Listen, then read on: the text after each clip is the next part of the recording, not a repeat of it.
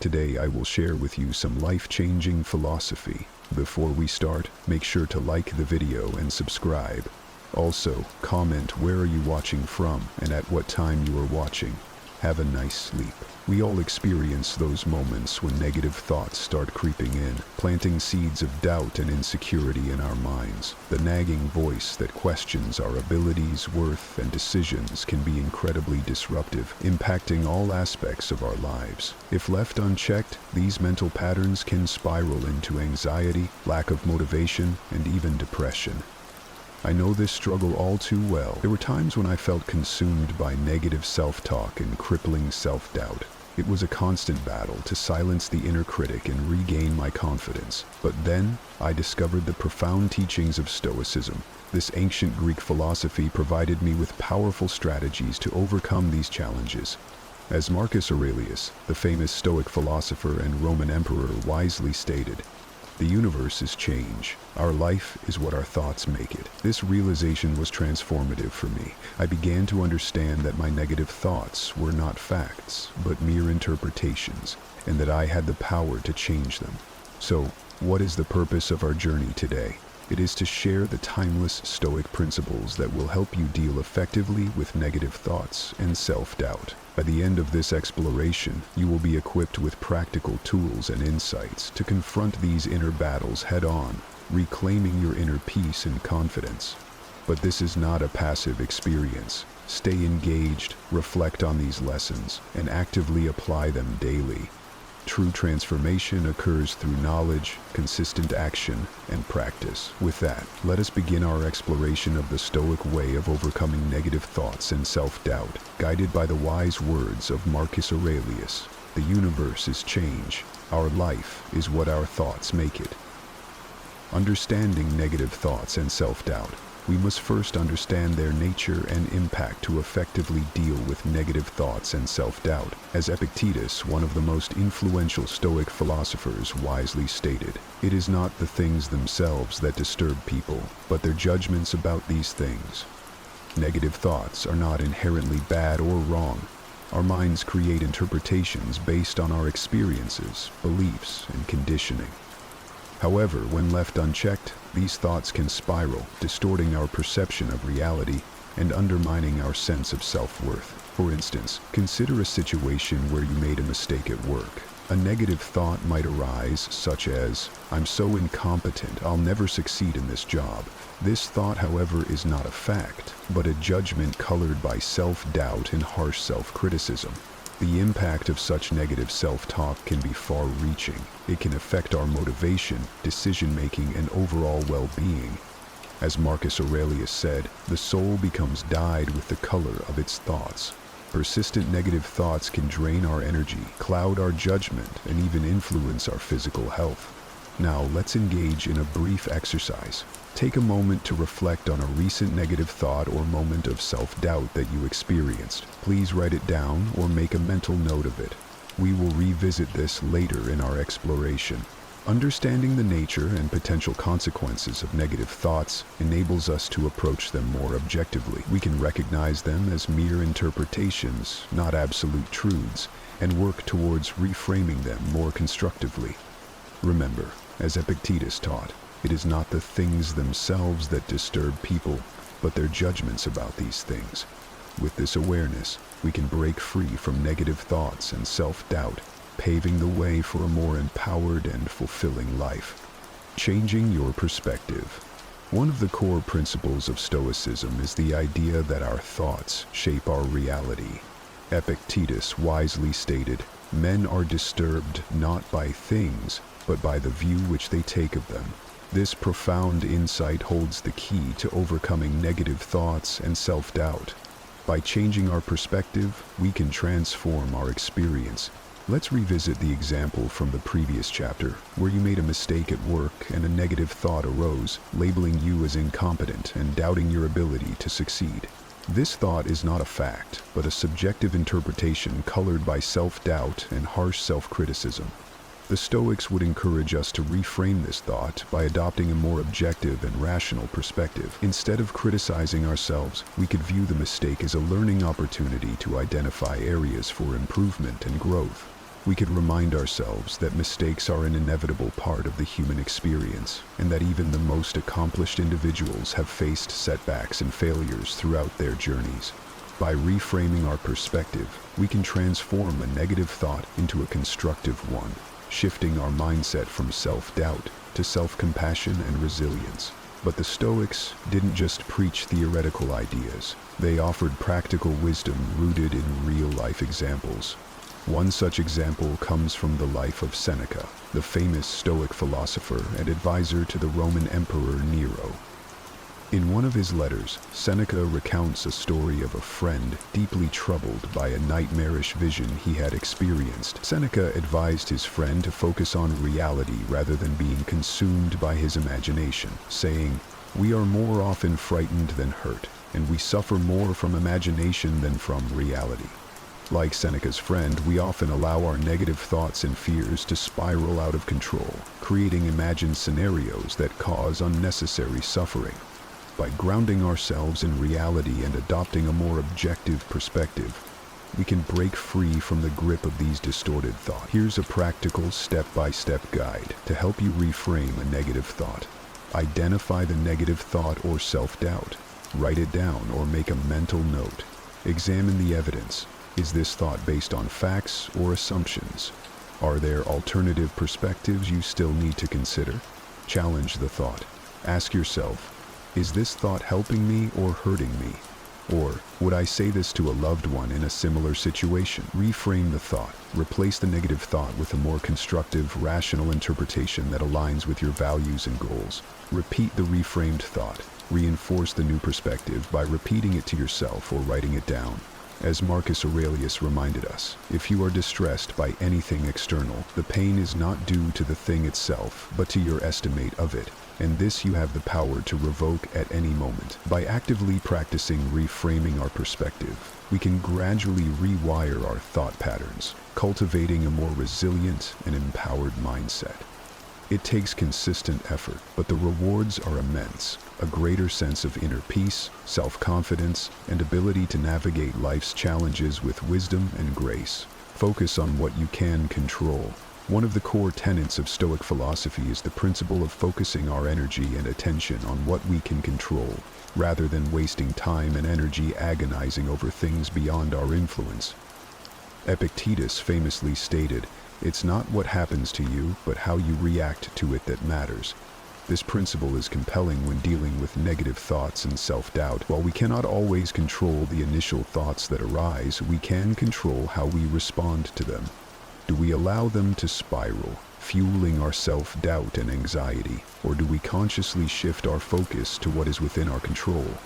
Let's consider a practical example. Imagine you've been passed over for a promotion at work, and feelings of self-doubt and negative thoughts begin to surface.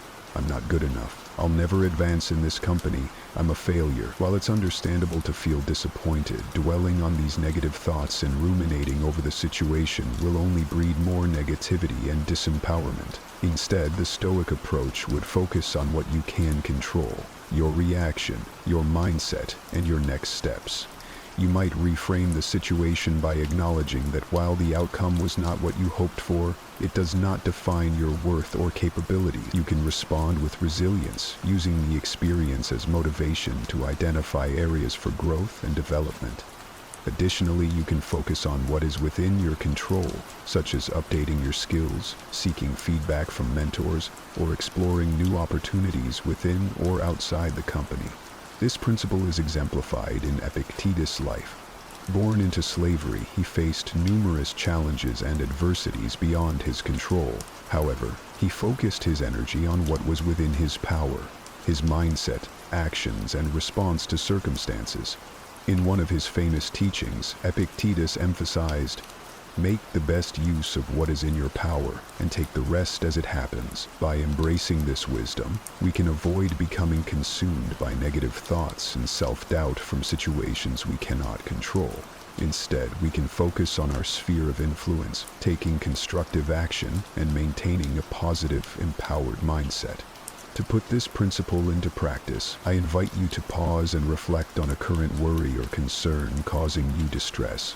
Identify the aspects of the situation within your control and separate them from the factors beyond your influence. By consciously shifting your focus to what you can control, you'll find it easier to let go of negative thoughts and self-doubt surrounding the uncontrollable elements.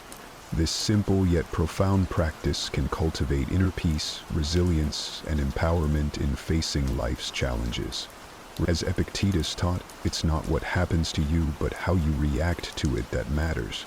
By embracing this Stoic wisdom, you can reclaim your power and navigate life's ups and downs with grace and composure. Building resilience through Stoic practices. Thus far, we've discussed powerful Stoic principles for reframing negative thoughts, focusing on what's within our control, and cultivating an empowered mindset. However, the Stoics understood that lasting inner transformation requires more than intellectual understanding. It demands consistent practice and the cultivation of specific mental habits. One such practice is the Stoic concept of negative visualization, which may seem counterintuitive at first glance. As Epictetus wisely stated, "No great thing is created suddenly, any more than a bunch of grapes or a fig. If you tell me that you desire a fig, I answer you that there must be time." Negative visualization involves contemplating potential adverse scenarios or misfortunes that could befall us. It may sound like a recipe for pessimism, but the Stoics saw it as a tool to cultivate gratitude, resilience, and a deeper appreciation for the present moment. By mentally preparing for challenges and setbacks, we become less shocked and overwhelmed when they inevitably occur. Additionally, it helps us cherish the good things rather than take them for granted. Let's engage in a brief exercise to experience the power of this practice. Close your eyes and imagine losing something truly valuable to you, a possession, a relationship, or even your health. Allow yourself to feel the weight of that potential loss. Fully notice how this exercise can heighten your gratitude for what you currently have and instill a sense of humble appreciation for the temporary nature of all things. The Stoics understood that by regularly practicing negative visualization, we could develop a kind of emotional immunity, a resilience that allows us to weather life's storms with poise and grace. Marcus Aurelius, the mighty Roman emperor and Stoic philosopher, embodied this principle. Despite facing numerous personal losses and challenges, including the untimely deaths of several children and a devastating plague that ravaged his empire, Marcus Aurelius maintained his composure. He continued to govern with wisdom and compassion. He wrote in his famous Meditations, "How ridiculous and unrealistic is the man who is astonished at anything that happens in life." By embracing the Stoic practice of negative visualization, Marcus Aurelius cultivated a profound sense of resilience and acceptance, allowing him to navigate even the most harrowing circumstances with grace and poise. As we continue our journey toward overcoming negative thoughts and self-doubt, practices like negative visualization can serve as powerful tools to fortify our mental and emotional resilience. By regularly reminding ourselves of the impermanence of all things and mentally preparing for potential adversity, we can cultivate a sense of humble gratitude and develop the inner strength to face life's challenges with courage and wisdom. Remember, as Epictetus taught, no great thing is created suddenly. Building resilience is a gradual process that requires consistent practice and dedication, but by embracing Stoic practices we can steadily cultivate the inner resources to overcome negative thoughts, self-doubt, and any obstacles that may arise. Surrounding yourself with positivity. While the Stoic teachings emphasize cultivating inner resilience and self-mastery, the ancient philosophers recognized the profound impact our social environment has on our mental and emotional well-being. As Epictetus wisely advised, the key is to keep company only with people who uplift you, whose presence calls forth your best. The people we surround ourselves with can either fuel our negative thought patterns and self-doubt, or inspire us to rise above them. Their words, attitudes, and energy can drag us down or elevate us to new heights of confidence and self-assurance. Think about the individuals in your life who consistently radiate positivity, encouragement, and belief in your potential. Perhaps it's a close friend, a mentor, or a family member who has consistently supported and uplifted you, even during your darkest moments of self-doubt. Now, Contrast that with the people in your life who seem to perpetuate your negative thought patterns. They might be quick to criticize, doubt your abilities, or project their insecurities onto you. The Stoics understood that limiting exposure to negative influences and intentionally cultivating uplifting relationships could profoundly impact our mental and emotional state. Consider the example of Monkey D. Luffy from the anime One Piece. Luffy's journey to becoming the Pirate King is significantly influenced by the positive and supportive friends he surrounds himself with. Early in his quest, Luffy gathers a diverse crew of individuals who believe in his dream and support him through every challenge and setback. Characters like Zoro, Nami, Sanji, and Chopper contribute their strengths and unwavering belief in Luffy, encouraging him to persevere despite overwhelming odds. Their support and friendship help Luffy stay resilient and inspire each other to grow and reach their potential. By intentionally curating his crew, Luffy creates an environment that nurtures confidence, resilience, and determination, ultimately propelling him toward his dream of finding the One Piece and becoming the Pirate King. On the other hand, imagine the path of someone who remains entrenched in a toxic social environment. Constantly surrounded by negativity, criticism, and doubt, it becomes increasingly challenging for them to break free from negative thoughts and self-doubt when those patterns are continuously reinforced by their social influences. So, how can we apply this Stoic wisdom to our own lives? Here are some practical tips. Evaluate your current social circle. Identify the individuals who uplift and encourage you, as well as those who perpetuate negative thought patterns. Gradually limit exposure to toxic influences while nurturing and prioritizing relationships with positive, supportive people. Seek out communities, groups, or mentors aligned with your values and goals, as they can provide a powerful source of inspiration and motivation. Be mindful of the energy you bring to your relationships. Strive to positively influence others, just as you seek positivity from them. Remember, as Epictetus taught, the key is to keep company only with people who uplift you, whose presence calls forth your best. By intentionally surrounding ourselves with positive influences, we create an environment conducive to overcoming negative thoughts and self-doubt and embracing our full potential. It's a journey that requires conscious effort and discernment, but the rewards are invaluable. A greater sense of confidence, resilience, and the ability to navigate life's challenges with the support and encouragement of those who believe in us. Gratitude and contentment. At the core of Stoic philosophy lies a profound understanding of the power of gratitude and contentment. These principles serve as potent antidotes to the negative thought patterns and self-doubt that can quickly consume us in our modern, fast-paced lives. As Marcus Aurelius eloquently stated, "Do not indulge in dreams of having what you have not, but reckon up the chief of the blessings you do possess, and then thankfully remember how you would crave for them if they were not yours." These words encapsulate the essence of gratitude, the practice of actively appreciating and savoring the blessings we already possess, rather than constantly yearning for more. By cultivating gratitude, we shift our focus away from perceived deficiencies and scarcity and instead embrace the abundance surrounding us. Imagine the weight lifted from your shoulders if you genuinely appreciate and feel grateful for all the positive aspects of your life, rather than fixating on what you lack or wish you had. The Stoics understood that this shift in perspective could profoundly impact our mental and emotional well-being. Seneca, another prominent Stoic philosopher, echoed this sentiment when he wrote, "It is in no man's power to have whatever he wants, but he has it in his power not to wish for what he hasn't got, and cheerfully make the most of the things that do come his way." These words remind us that true contentment does not come from constantly acquiring more, but from cultivating a sense of sufficiency and appreciating what we already have. By embracing this mindset, we can break free from the endless desire and dissatisfaction that fuels so much of our negative self-talk and self-doubt. To put this into practice, let's engage in a brief gratitude exercise. Close your eyes and take a few deep breaths. Now, consider 3 aspects of your life that you are truly grateful for.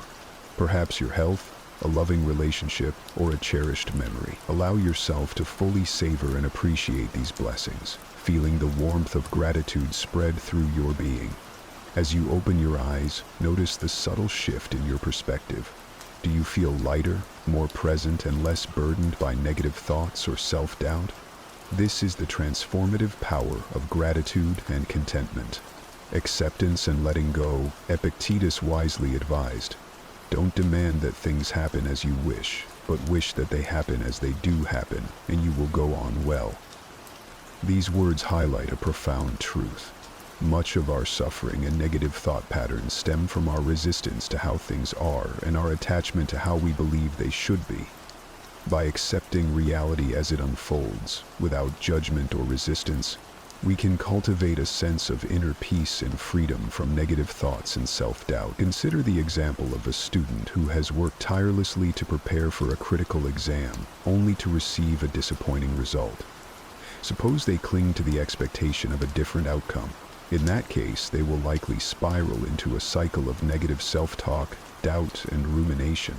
However, if they embrace the Stoic principle of acceptance, they can acknowledge the reality of the situation without judgment or self-criticism.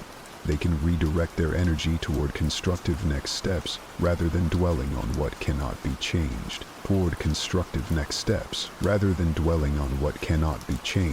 This principle was embodied by Marcus Aurelius, who faced numerous challenges and adversities during his reign as Roman emperor. In his famous Meditations, he wrote, "How ridiculous and strange to be surprised at anything which happens in life." These words reflect a deep understanding of the impermanence and unpredictability of life, a recognition that resistance and clinging to expectations only breed suffering. By accepting the ebb and flow of circumstances with equanimity, Marcus Aurelius navigated even the most tumultuous times with grace and wisdom. The Stoics understood that true freedom lies in letting go of our resistance and accepting what is, rather than constantly battling against reality. As Marcus Aurelius wisely stated, "Nothing happens to anybody which he is not fitted by nature to bear."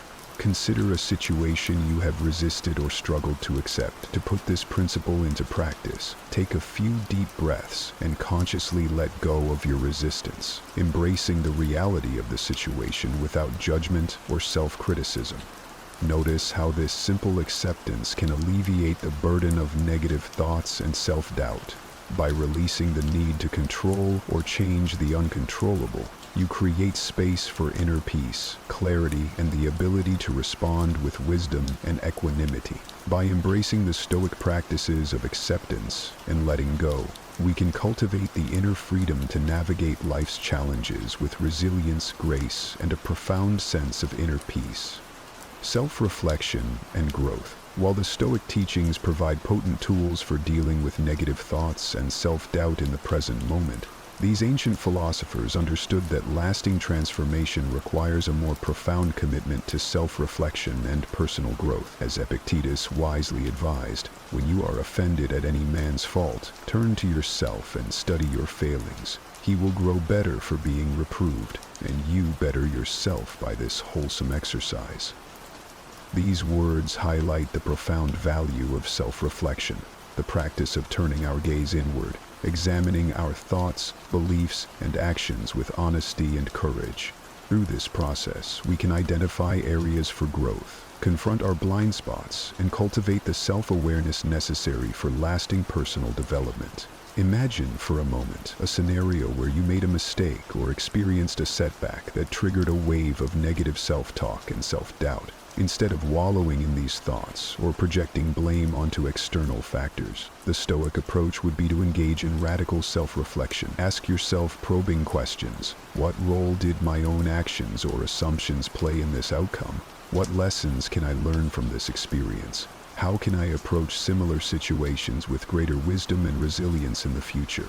By adopting this mindset of self-reflection and growth, we shift our perspective from self-criticism and stagnation to empowerment and continuous improvement. The Stoics understood that personal growth is not a linear journey but a cyclical process of self-reflection, learning, and implementation. It requires a willingness to confront our shortcomings and embrace challenges as opportunities for growth rather than sources of self-doubt and negativity. One powerful example of this principle in action is the life story of Epictetus himself. Born into slavery and subjected to numerous hardships, Epictetus could have easily succumbed to bitterness, resentment, and self-pity. However, he chose a path of radical self-reflection and personal growth. Through his unwavering commitment to examining his thoughts, beliefs, and actions, Epictetus developed a profound understanding of the human condition and the path to inner freedom. His teachings have resonated for centuries and serve as a testament to the transformative power of self-reflection and growth.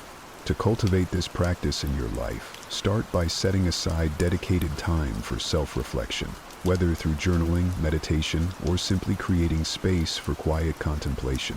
During these moments, ask yourself probing questions about your thoughts, beliefs, and actions, and approach your self-inquiry with curiosity and compassion. When you inevitably encounter moments of failure, setbacks, or negative self-talk, use them as opportunities for growth.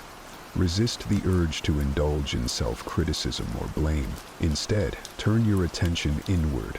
Explore the lessons to be learned, the blind spots to be illuminated, and the steps to approach similar situations with greater wisdom and resilience. Remember, as Epictetus taught, seek not the good in external things, seek it in yourselves. By committing to the Stoic practice of self-reflection and growth, you unlock the key to overcoming negative thoughts and self-doubt from the inside out. It is a journey that requires courage, honesty, and a willingness to confront your limitations with humility, but the rewards are immeasurable. A more profound sense of self-awareness, resilience, and the ability to navigate life's challenges with wisdom and grace. Stoic quotes about negative thoughts and self-doubt. The ancient Stoic philosophers left us a treasure trove of wisdom for dealing with negative thoughts and self-doubt. Let's explore some of their most powerful insights. The universe is change. Our life is what our thoughts make it. Marcus Aurelius. Our thoughts shape our reality. By changing our thoughts, we can change our experience of life. If you are distressed by anything external, the pain is not due to the thing itself, but to your estimate of it, and this you have the power to revoke at any moment. Marcus Aurelius. Our suffering comes not from external events, but from our judgments about them, which we can change. How ridiculous and unrealistic is the man who is astonished at anything that happens in life. Marcus Aurelius. There is no need to be shocked or disturbed by life's inevitable challenges and setbacks. Acceptance is key. The soul becomes dyed with the color of its thoughts. Marcus Aurelius. Our persistent thoughts profoundly influence our state of being. Negative thoughts breed negativity. It is not the things themselves that disturb people, but their judgments about these things. Epictetus. Events themselves are neutral. Our interpretations cause us distress or inner peace. There is only one way to happiness, and that is to cease worrying about things which are beyond the power of our will. Epictetus. Happiness comes from focusing our energy on what we can control, not the uncontrollable. It's not what happens to you, but how you react to it that matters. Epictetus. We cannot always control circumstances, but we can control our responses to them. Men are disturbed, not by things, but by the view which they take of them. Epictetus. Our perspective, not external events, is the true source of our inner turmoil or peace. Don't demand that things happen as you wish, but wish that they happen as they do happen, and you will go on well. Epictetus.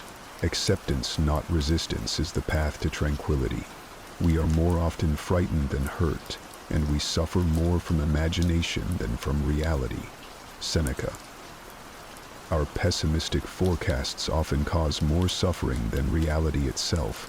Nothing happens to anybody which he is not fitted by nature to bear. Marcus Aurelius. We have the innate resilience to withstand whatever life brings our way. Remove the judgment, and you have removed the thought, I am hurt, and the hurt itself is gone. Marcus Aurelius. It is our judgments that create our suffering, not circumstances themselves. Until we have begun to go without them, we fail to realize how unnecessary many things are. We've been using them not because we needed them, but because we had them. Seneca. These words encapsulate the essence of the Stoic approach, the recognition that true freedom and fulfillment arise not from external circumstances or possessions, but from the cultivation of our inner resources, resilience, and alignment with our deepest values. Internalizing these Stoic teachings allows us to rewire our minds, question our negative thought patterns, and cultivate a more resilient, empowered mindset. The path to overcoming self-doubt lies in changing our perspectives and reactions, not controlling the uncontrollable.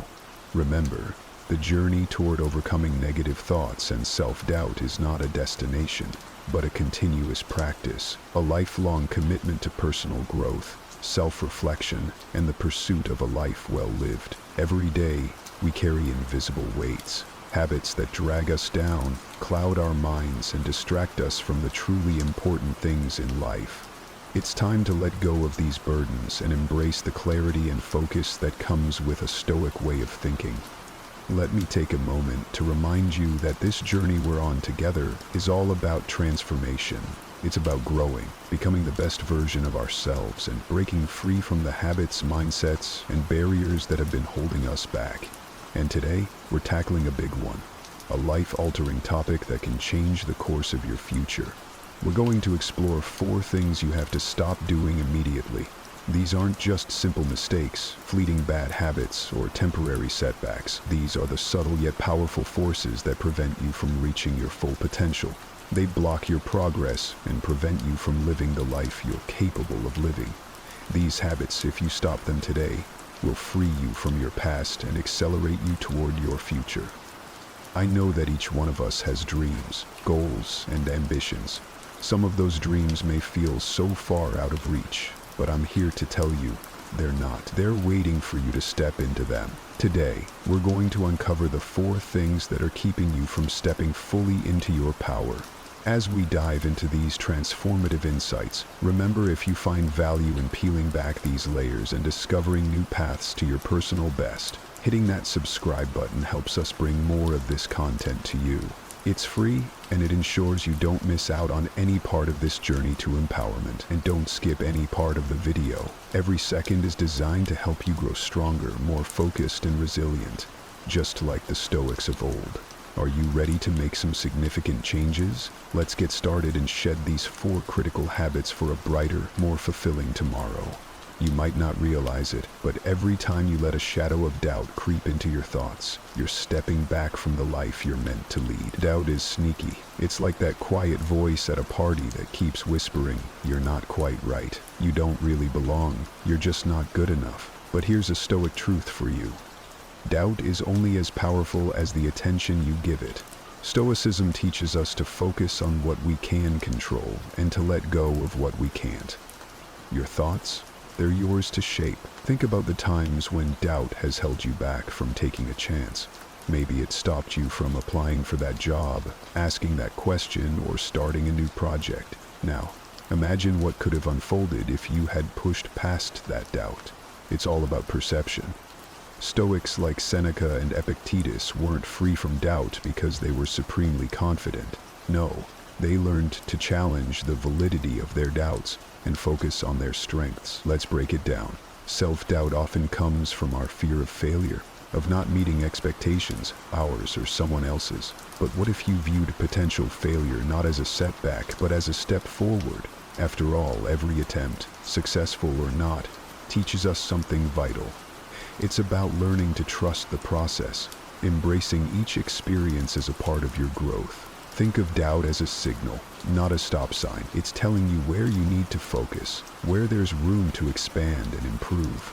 Now, consider the idea that you are the writer of your own life script. Each time doubt starts scripting stories of fear and failure, grab that pen and rewrite it with stories of strength and resilience.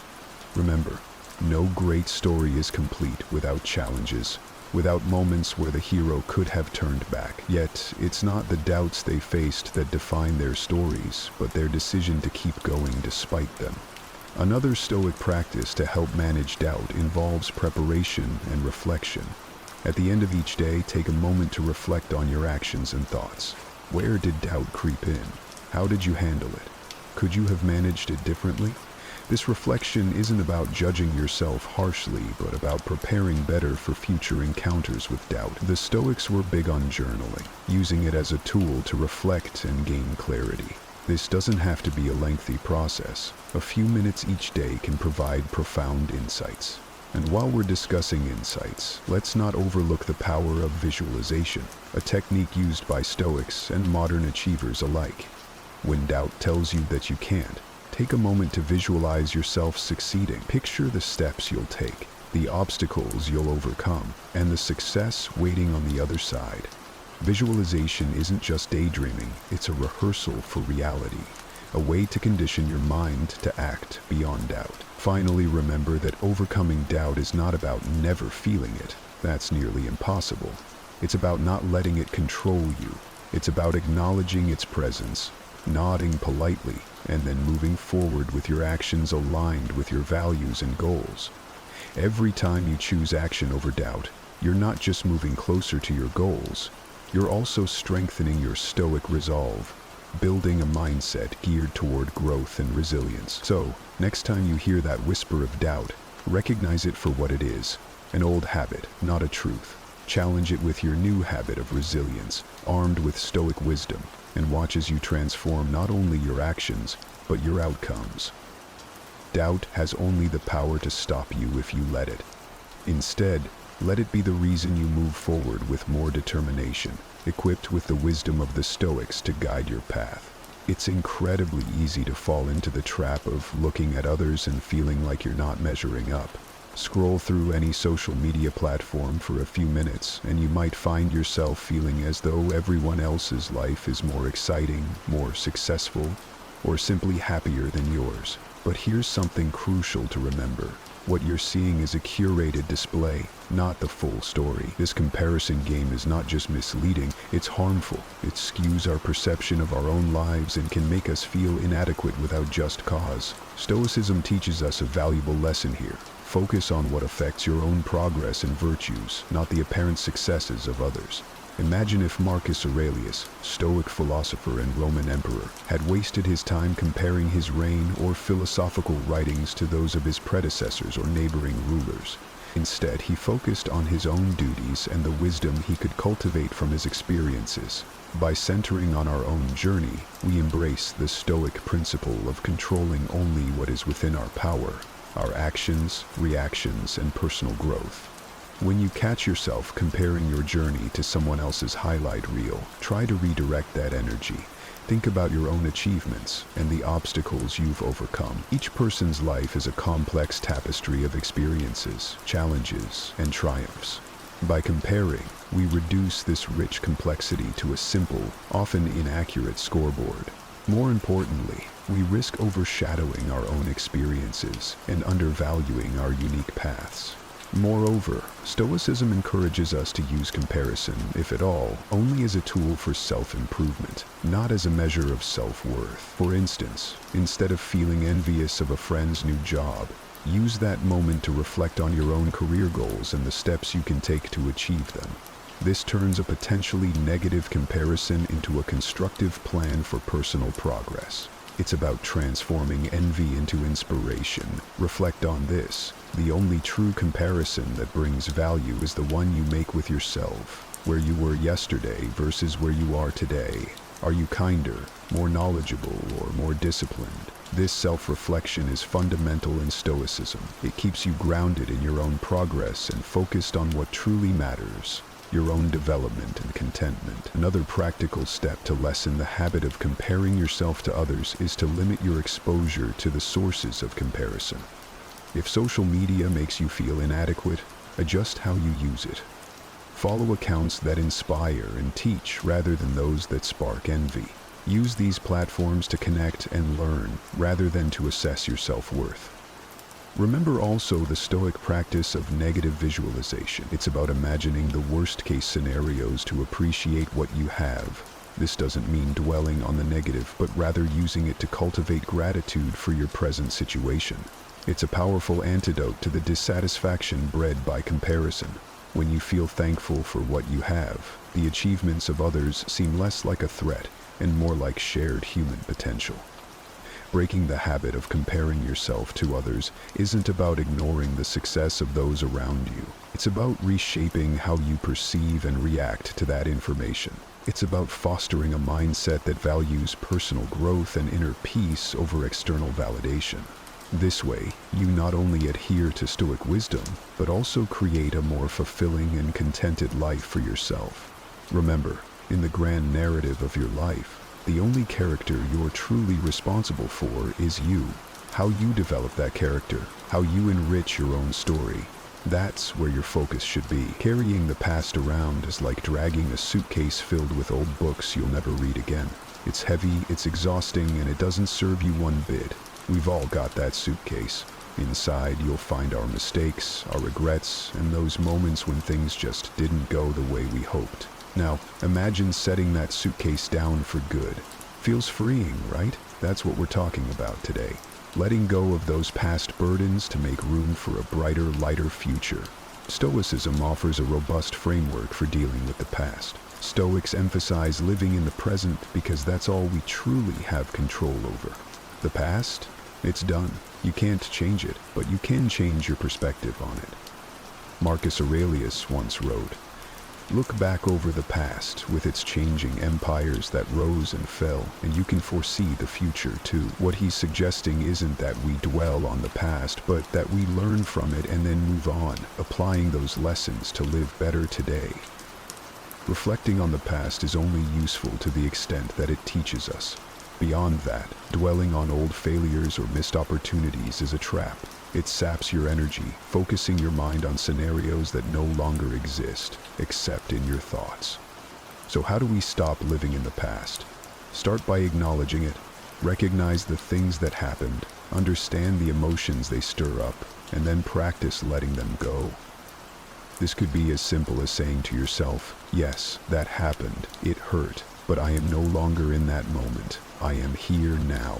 Another Stoic practice that can help is the discipline of assent, which involves consciously choosing which thoughts to accept and which to reject. When a thought about the past arises, assess it. Is this thought helpful? Does it improve my well-being? If not, you have the power to reject it. This doesn't mean suppressing your feelings. Rather, it means not allowing them to control you.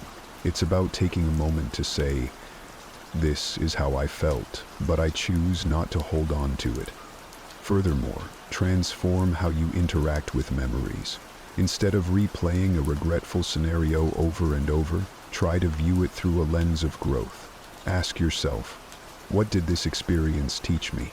Whether it's resilience, compassion, or a newfound understanding of your limits, there's always something valuable to be gained. This shift in perspective turns a previously negative memory into a stepping stone for personal development. Lastly, engage in mindfulness and meditation, both key components of Stoic practice. These techniques ground you in the present and help dissolve the emotional weight of the past. Mindfulness teaches you to experience life as it happens and to appreciate the now without the shadow of yesterday. It's about noticing the world around you, your reactions, your feelings, and accepting them without judgment. To truly embrace the present and prepare for the future, it's essential to let go of what's behind you. Remember, every moment spent ruminating over the past is a moment lost from your present. So cut that baggage loose. Practice these Stoic principles to center yourself in the now, and you'll find that life becomes a lot lighter. The past doesn't have to define you. You're defined by how you live now, how you react now, and how you prepare for what's next. So, set down that old, heavy suitcase. Your journey ahead requires nothing from it. Have you ever found yourself saying, "I'll start tomorrow," but when tomorrow comes, you say it again? That loop, my friend, is one of life's trickiest ruts to escape. Procrastination isn't just about laziness or poor time management. It's about emotions battling against our intentions. It's the fear of failure, the dread of stepping out of comfort zones, or maybe even the fear of success that holds us back. But here's a thought inspired by Stoicism. What if we didn't wait for the perfect moment to act? What if we started embracing action as the path to clarity? The Stoics taught that it's not events themselves that disturb people, but their judgments about the events. With procrastination, it's often our judgments about the task at hand that hold us back, thinking it's too difficult, too time-consuming, or maybe not worth the effort at all. But what if we could shift that perspective? What if we viewed each action as a necessary step toward virtue, toward becoming our best selves? To tackle procrastination, begin by breaking down your goals into smaller, more manageable tasks. This is a classic Stoic approach to overcoming overwhelming feelings. Just as Marcus Aurelius advised, the task of a philosopher to piece together our natural constitution. Apply this to your goals. Want to write a book? Start by writing a page. Need to organize your home? Start with one drawer. The key is to make the first step so small that it isn't intimidating, almost trivial. Then there's the Stoic practice of premeditatio malorum, which involves visualizing the negative outcomes of not acting. Imagine the consequences if you continue to procrastinate. How might it affect your personal growth, your career, or even your relationships? This visualization isn't meant to scare you, but to inject a dose of reality into your planning process. It's about using foresight to fuel your motivation rather than your fears. Furthermore, Stoicism doesn't just ask you to contemplate the bad, it also encourages you to reflect on the benefits of taking action. Each small step you take is progress, and progress is invigorating and self-reinforcing. Once you start and see the benefits of your actions, it becomes easier to keep going. Remember, in the words of Seneca, begin at once to live and count each separate day as a separate life. This approach transforms seemingly mundane tasks into vital parts of your daily life's philosophy. Moreover, consider the Stoic concept of the inner citadel, a fortress within us that remains impervious to externals and our emotional responses to them. When you feel overwhelmed by what you need to do, retreat into your inner citadel. From this place of strength, you can assess tasks with calmness and clarity, free from the paralyzing effects of overthinking and emotional turbulence. Finally, embrace the Stoic ethos of amor fati, love of fate. This doesn't mean being passive or resigning yourself to whatever happens.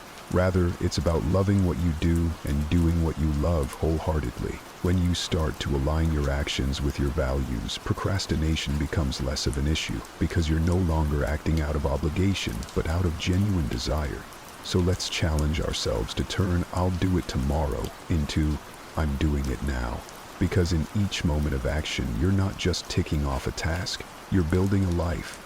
Each step, no matter how small, is a step toward becoming the person you aspire to be. It's about making the most of the now, because now is all we truly have, and now is always the right time to begin. And there we have it. 4 monumental shifts that can truly transform the way you lead your life. It's all about stepping away from those old habits that no longer serve you and embracing new ways that propel you toward a more fulfilling, more purposeful existence. Whether it's silencing the whispers of self-doubt, stopping the endless comparisons to others, releasing the heavy chains of the past, or kicking procrastination to the curb, each step you take is a powerful act of self-liberation. I want you to think of today's discussion not just as a set of instructions, but as a conversation among friends striving for betterment. We're in this together, each of us working on becoming the best versions of ourselves, one day at a time. The journey to greatness begins with a single step. As we leave 2024 behind, it's time to ask ourselves, what can I do today to be the best version of myself tomorrow? As the final chapter of 2024 draws to a close, we stand at the threshold of a new dawn, beckoning us to embrace a moment of reflection and anticipation. Life's a bit like an uncharted journey, where each day offers a new chance to shape our destiny. The ancient Stoics, with their profound wisdom, understood this well. They weren't just philosophers lost in thought. They were realists, deeply connected with the rhythms of life. Imagine a quiet evening in late 2024. You're reflecting on the past year and pondering the future. It's not just about setting resolutions that might be forgotten. It's about embedding habits that will shape your life. So here are 10 habits crafted for the transition from 2024 to 2025. These aren't just ideas to ponder. They're actions to live by. And don't worry, we're not going to delve into complex jargon. This is advice for today, straightforward, practical, and directly applicable to your daily life. 1. Start small. George Washington, a man whose resolve shaped a nation, cherished the saying, "Many mickles make a muckle," a humble Scottish proverb. Yet it captures a profound truth. The grand is made up of the tiny. Similarly, Zeno, the founder of Stoicism, had it right when he said, "Well-being is realized by small steps, but it's no small thing." He understood that transformation doesn't happen in leaps, but in small, deliberate strides. Think of it like planting seeds. Each tiny seed has the potential to grow into something magnificent. So, how do we apply this? Let's say you aim to read more. Instead of setting an overwhelming goal, commit to a page a day. It's like building a mosaic. Each small piece adds to the grand picture. Remember, a walk begins with a single step, and a habit starts with a single action. James Clear's Atomic Habits echoes this sentiment beautifully. The essence of atomic habits isn't just in their explosive potential, but in their foundational nature. An atom, the smallest unit, holds immense power. Our smallest habits, similarly, are the building blocks of profound change. And here's a secret. It's not just about doing small things, but also thinking small. Avoid the trap of grand, unattainable promises. Instead, focus on what's right in front of you, the immediate, the achievable. As you string together these small victories, you'll find they lead to significant transformations. Remember, even the mightiest river starts as a trickle. So, as we step into 2025, let's embrace the power of starting small. After all, as Zeno would remind us, no act of kindness, no matter how small, is ever wasted. 2. Stop letting anxiety rule over you. There's a storm we all face, one that brews not in the sky but within us. Anxiety. It's a shadow that follows us, whispering about what could go wrong or what might happen. But here's a clear truth. You're not a puppet, and anxiety should not be the puppeteer. Marcus Aurelius, a man who helmed an empire, understood this. In his meditations, he wrote, "Today I escaped from anxiety, or no, I discarded it, because it was within me." That's a powerful realization. The turbulence isn't in the plane or the airport, it's in us. Now, how do we break free from this invisible chain? First, own your feelings.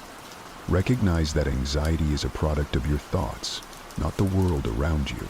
It's like a fog clouding your vision, making mountains out of molehills. The key is to clear that fog, to see the world as it is, not as your fears paint it. Second, practice mindfulness. Take a moment, breathe, and ask yourself, is this worry a product of what's happening or what I fear might happen? More often than not, you'll find it's the latter. Finally, let's debunk a myth. Anxiety is not a preemptive solution to potential problems. In fact, it's quite the opposite. It doesn't prepare you, it paralyzes you. It's like sitting in a rocking chair. There's a lot of movement, but you're going nowhere. So as we transition into the new year, let's pledge to unshackle ourselves from the chains of anxiety. Let's approach life with a clear mind and a steady heart. As Aurelius reminds us, you have power over your mind, not outside events. Realize this, and you will find strength. Remember, the only storm you need to weather is the one inside you. 3. Create a routine. Imagine your day as a blank canvas. Without a plan, it's just a space waiting to be filled haphazardly. But with a routine, it's a masterpiece in the making. The power of a routine lies not in rigidity, but in providing a framework to channel your energy effectively. Seneca, A Stoic philosopher whose wisdom has traversed centuries once said, "Life without a design is erratic." He knew that a well-structured day is a well-spent day. So how do you craft this routine? It's not about copying someone else's schedule. It's about creating one that resonates with you. Start by identifying your most productive time of the day. Are you a morning person, like me, who thrives in the quiet hours of dawn? Or does your energy peak as the day unfolds? Tailor your routine around this natural rhythm. Dedicate your prime hours to your most important tasks, the ones that require your full attention and creativity. For me, it's about owning the morning, not letting it own me. I start with activities that set a positive tone for the day, a walk, a moment of reflection, or tackling a creative project before the world wakes up. But remember, routine isn't just about work. It's about balance. Integrate habits that nourish your mind, body, and soul. Maybe it's reading, exercising, or spending quality time with loved ones. And crucially, stick to your routine. Consistency is the glue that holds it all together. As you build this routine, you'll find that it becomes a foundation for good habits to grow. After all, as Seneca reminds us, principles are necessary. And what's a routine if not a principle you live by every day? Embrace the structure and watch as uncertain chaos transforms into a symphony of productivity and peace. 4. Give yourself the order to stop. There's a story that echoes through time, not of a battle or a conquest, but of a personal victory. Dwight D. Eisenhower, a man whose decisions shaped history, faced a formidable foe: his 4-pack-a-day smoking habit. His doctor's words were a clarion call: quit or face dire consequences. Eisenhower's response: he gave himself an order to stop, and just like that, he quit cold turkey after 40 years. This is a testament to a profound principle: no man is free who is not master of himself, as Epictetus once said. This tale isn't just about overcoming a smoking habit, it's about conquering any vice that holds you captive. We all have our battles, be it with unhealthy habits, procrastination, or negative thinking. The key to victory lies in giving yourself the order to stop. It's about asserting control over your impulses, rather than letting them control you. Seneca, another Stoic sage, observed, "We are all slaves to something, but the beauty of Stoicism lies in recognizing that we hold the keys to our own chains." So how do you apply this to your life? Identify that one thing. Maybe it's that extra cup of coffee, endless scrolling on social media, or any habit that's more of a hindrance than a help. Acknowledge its impact on your life. Then make a firm, unequivocal decision to stop.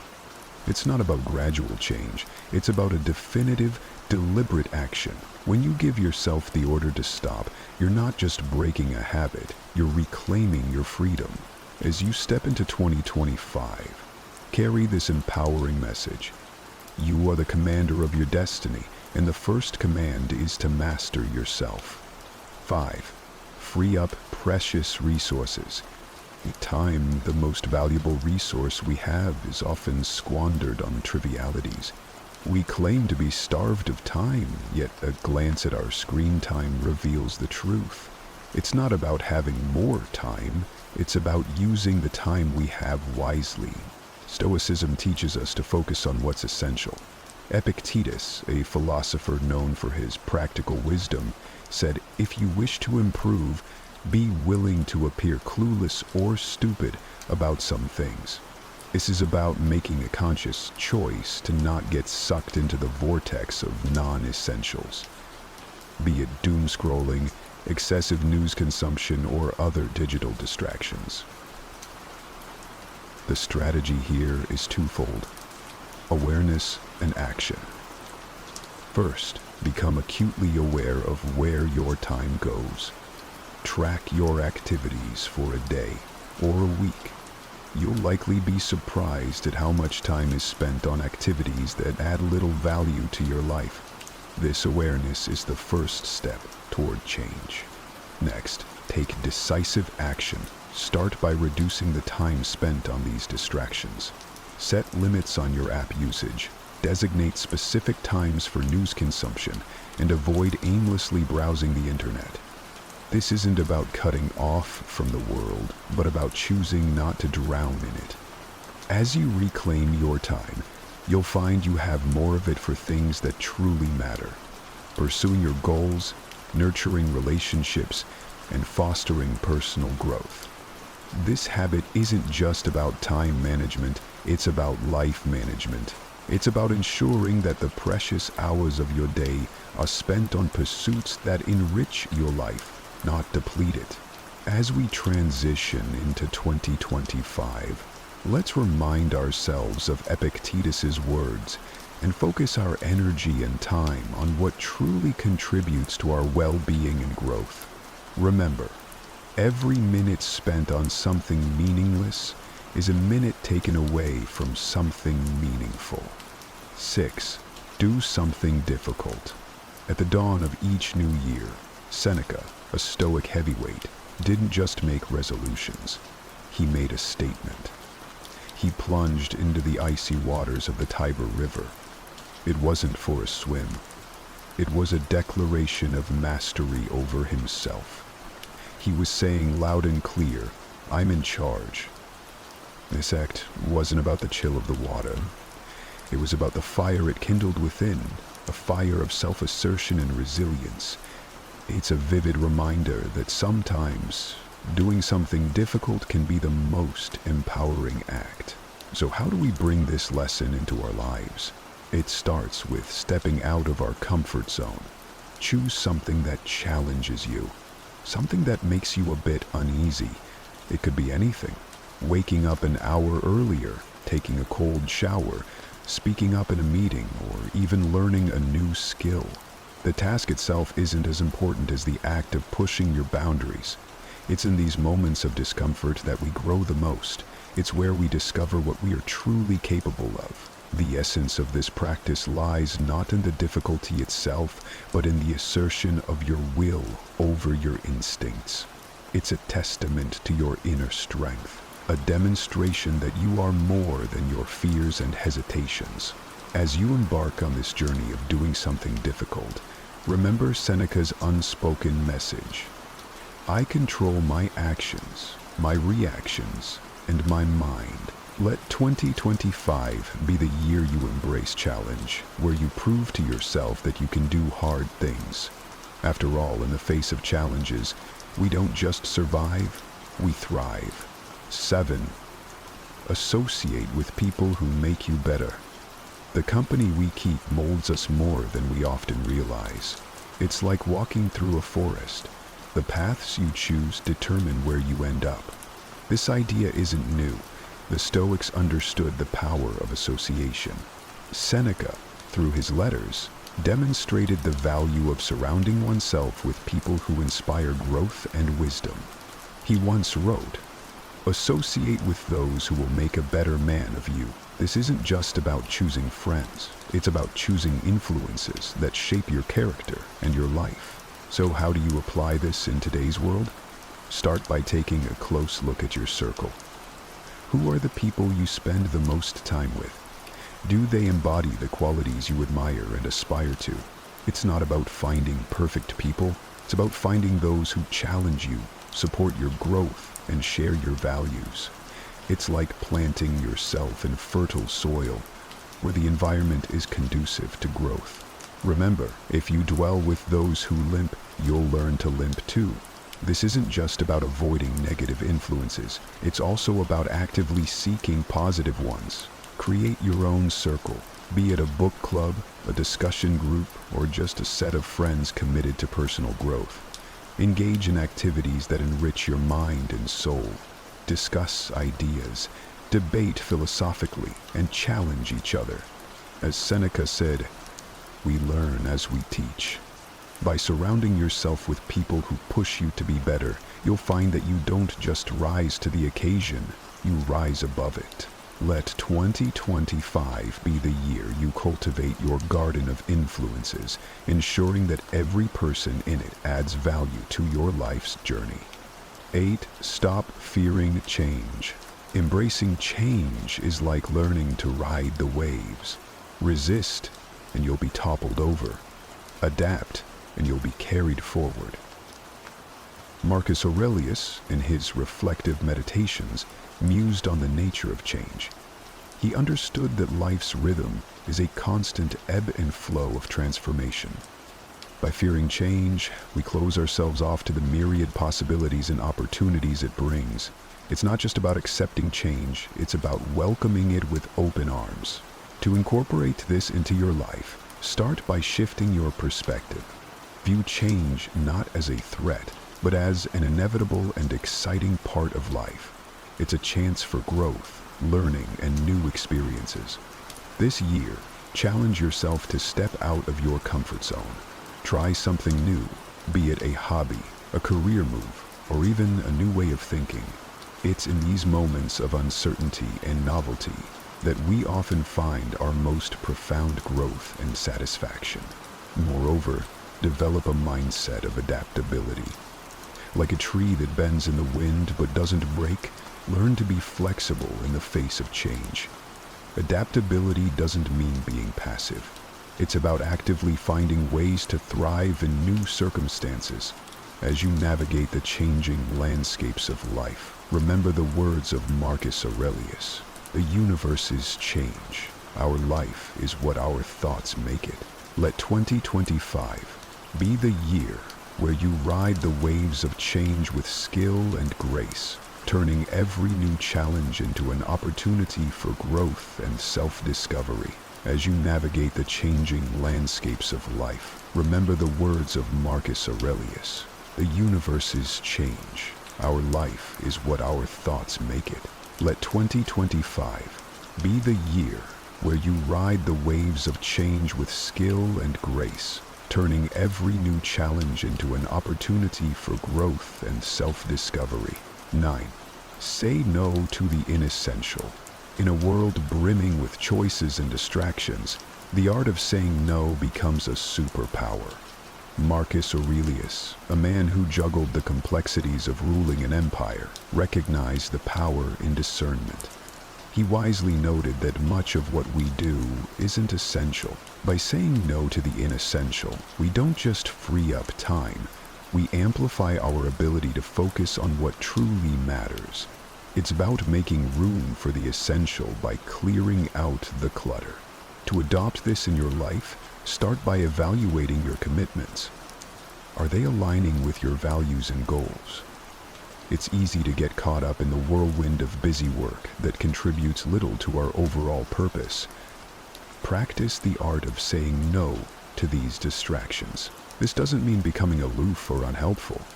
It's about setting boundaries that enable you to dedicate your energy to pursuits that are genuinely meaningful. Remember, every time you say yes to something insignificant, you're indirectly saying no to something important. Flip this equation. Make your yeses count. Give an emphatic, wholehearted yes to activities that enrich your life, whether it's personal development, relationships, or your passions. This selective yes is not just a response, it's a commitment to excellence in what truly matters. As you move into the new year, let your yes be reserved for what brings you closer to the person you aspire to be. Echoing Aurelius's wisdom, ask yourself at every moment, is this necessary? Allow 2025 to be the year where you refine the delicate and impactful skill of declining the non-essential, thereby charting a path toward a life rich in focus, purpose, and deep satisfaction. 10. Come back to rhythm. Embracing our humanity includes accepting our imperfections and missteps. Marcus Aurelius, a leader who navigated the complexities of life and empire, knew well the inevitability of faltering. He once reflected on the importance of not just getting up when we fall, but also recognizing the beauty in our humanity that allows us to do so. It's a call to understand that stumbling is part of our journey, not a deviation from it. In practical terms, this means adopting a mindset of resilience and forgiveness. When you slip up on your diet, miss a workout, or falter in your resolutions, don't view it as a failure. Instead, see it as an integral part of the process of growth. The key is in how you respond to these setbacks. Do you berate yourself, or do you acknowledge the slip and gently steer yourself back on track? Embrace the latter approach. It's about creating a habit of self-compassion and persistence. Each time you return to your path, you reinforce the habit of resilience. Celebrate your capacity to return to your rhythm, no matter how many times you might lose it. Remember, it's not about perfection. It's about progress and the continuous journey back to what matters. As Epictetus said, it's not what happens to you, but how you react to it that matters. As we stride forward into 2025, let's carry with us the essence of these practices, not just as concepts, but as daily actions that mold our lives.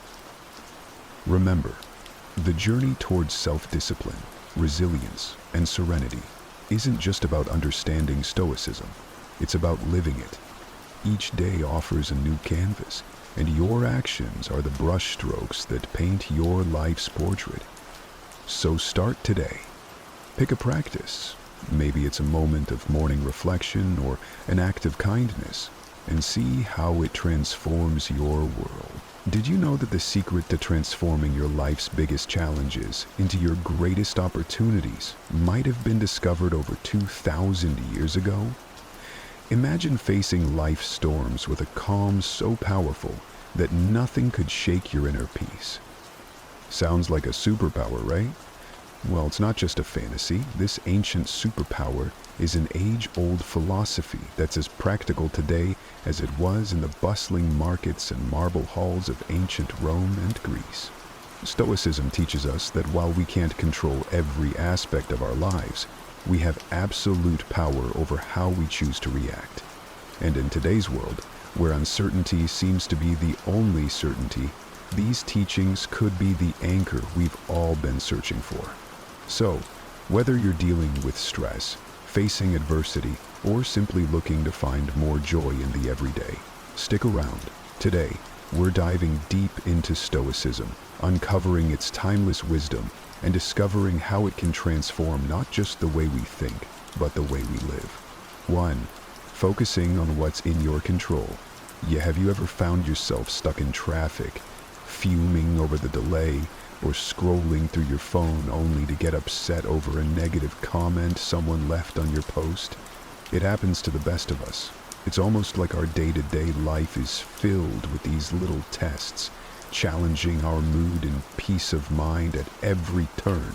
But here's a game-changing perspective from the world of Stoicism that can turn all that frustration on its head. Stoicism, this incredible philosophy that dates back to ancient Greece and Rome, hands us a powerful tool, focusing on what's in our control. The great Stoic philosopher Epictetus once said, "It's not what happens to you, but how you react to it that matters." Think about that for a second. Traffic, bad weather, negative comments, these are all outside our control. We can't change them, no matter how much we wish we could. What we can change, however, is how we react to them. This idea isn't just ancient wisdom, it's backed by modern psychology too. Carl Jung, a giant in the field of psychology, famously stated, "I am not what happened to me. I am what I choose to become." This aligns perfectly with this practice. It's about recognizing that the only real power we have is over our own reactions, thoughts, and actions. Let's break it down a bit. Say you're in that traffic jam, late for an important meeting. You can spend that time stewing in anger, honking your horn, and stressing out, which, let's be honest, won't make the cars ahead move any faster. Or you can take a deep breath, accept the situation, and maybe use the time to listen to a podcast, an audiobook. or simply enjoy some music. The traffic hasn't changed, but your response to it has. And with that shift, your stress levels drop, and your day looks a bit brighter. This principle of focusing on what you can control extends far beyond just dealing with traffic or weather. It applies to our personal goals, our reactions to others, and our approach to obstacles in life. As Marcus Aurelius, another Stoic heavyweight, reminds us, you have power over your mind, not outside events. Realize this, and you will find strength. So, next time you find yourself getting worked up over something outside your control, remember these wise words from our friends. Ask yourself, is this within my control? If it's not, let it go. Focus on your reaction, your mindset, and your actions. This simple shift can have a profound impact on your stress levels and overall happiness. It's not always easy, but it's worth practicing every day. Remember, it's about progress, not perfection. And as we learn to focus more on what's in our control, we'll find ourselves not just surviving life's challenges, but thriving in spite of them. 2. Embracing obstacles as opportunities. Stoicism teaches us the art of embracing obstacles as opportunities. It sounds counterintuitive, right? Most of us are programmed to view obstacles as just that, barriers to our success and happiness. But Stoics like Marcus Aurelius, Seneca, and Epictetus flip this narrative on its head. They tell us, when life throws you a curveball, instead of asking, why me? Ask, what can I learn? This is a game changer. Marcus Aurelius, the Roman emperor and philosopher, penned in his personal writings, the impediment to action advances action. What stands in the way becomes the way. What he means here is that every obstacle, no matter how daunting, not only tests our resilience, but also teaches us valuable lessons. It's about finding the silver lining in tough situations and using it to fuel our growth. This perspective isn't just ancient philosophy, it's backed by modern thinkers too. The famous psychologist Carl Jung said, "What you resist persists." By fighting against obstacles, we give them more power over us. But by accepting and learning from them, we can overcome them. This mindset is about transforming challenges into stepping stones towards becoming stronger and wiser. Let's make it practical. Say you're facing rejection from job applications. It's easy to fall into a spiral of self-pity and doubt. But what if you viewed each rejection as feedback? Maybe there's a skill you need to improve, or a new strategy for your job search. That shift in perspective can turn a series of rejections into a path for professional development. Another example is personal conflicts. They're uncomfortable and stressful, but they also offer a chance to practice patience, empathy, and communication skills. Every disagreement is an opportunity to understand different viewpoints and refine our conflict resolution abilities. The essence of embracing obstacles as opportunities lies in asking ourselves, what can this situation teach me? Instead of being passive victims of circumstance, we become active learners and problem solvers. This doesn't mean that facing obstacles becomes easy, but it does mean that we approach them with a mindset geared toward growth and learning. Epictetus once said, "It's not what happens to you, but how you react to it that matters." This is the heart of Stoicism. It's about seeing beyond the immediate pain or frustration of an obstacle and finding the lessons and opportunities it presents. So, when you're faced with a challenge, big or small, try to pause and reframe it. Ask yourself what you can learn from the situation and how it can make you stronger and wiser. Remember, obstacles aren't just hurdles to overcome, they're opportunities to grow. By adopting this mindset, we can navigate life's ups and downs with more grace, resilience, and wisdom. 3. Living in the present moment. It's something we hear about all the time, right? Live in the now. But what does that really mean?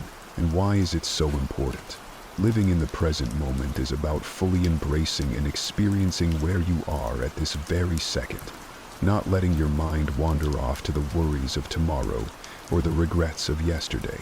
It's about realizing that life, with all its beauty, challenges, and surprises, happens in the now. This concept isn't new. It's been a cornerstone of philosophy, echoed by great minds like Marcus Aurelius, Seneca, and Epictetus, and reiterated by modern psychologists and thinkers. Let's start with the Stoics. Marcus Aurelius once said, "Do not dwell in the past. Do not dream of the future. Concentrate the mind on the present moment." He understood that the power of living in the present lies in its ability to ground us, to clear our minds of distractions, and to allow us to appreciate the richness of life as it unfolds. But why is it so hard to stay present? Our minds are often cluttered with thoughts, worries about what's next, or replaying things that have already happened. This constant mental noise pulls us away from the beauty and potential of the here and now. As the famous psychologist Carl Jung put it, the least of things with a meaning is worth more in life than the greatest of things without it.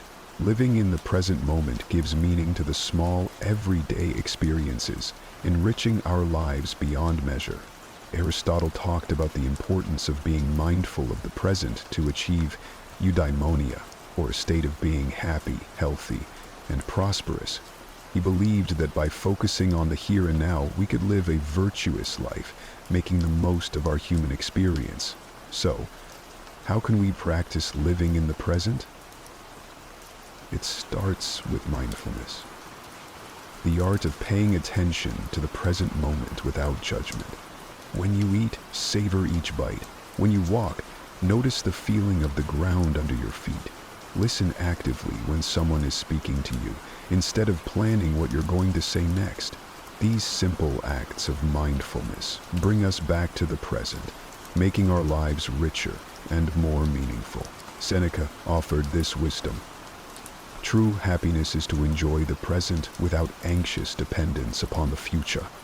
He understood that anxiety about what's to come or what has been only serves to diminish our happiness in the now. Living in the present isn't about ignoring the future or forgetting the past. It's about finding a balance where we learn from our past and plan for our future, without letting those activities consume our present. It's in this balance that we find peace and contentment. Remember, every moment is an opportunity to reset and refocus on the now. It's in the present that we live, love, and make memories. So, let's make a conscious effort to be more present in our lives. Let's cherish the now, for this moment, right here, is where life truly happens. 4. Building self-discipline. I know the word self-discipline might bring to mind images of rigid schedules and a life devoid of fun, but let's reshape that picture together. Self-discipline is not about restricting your life.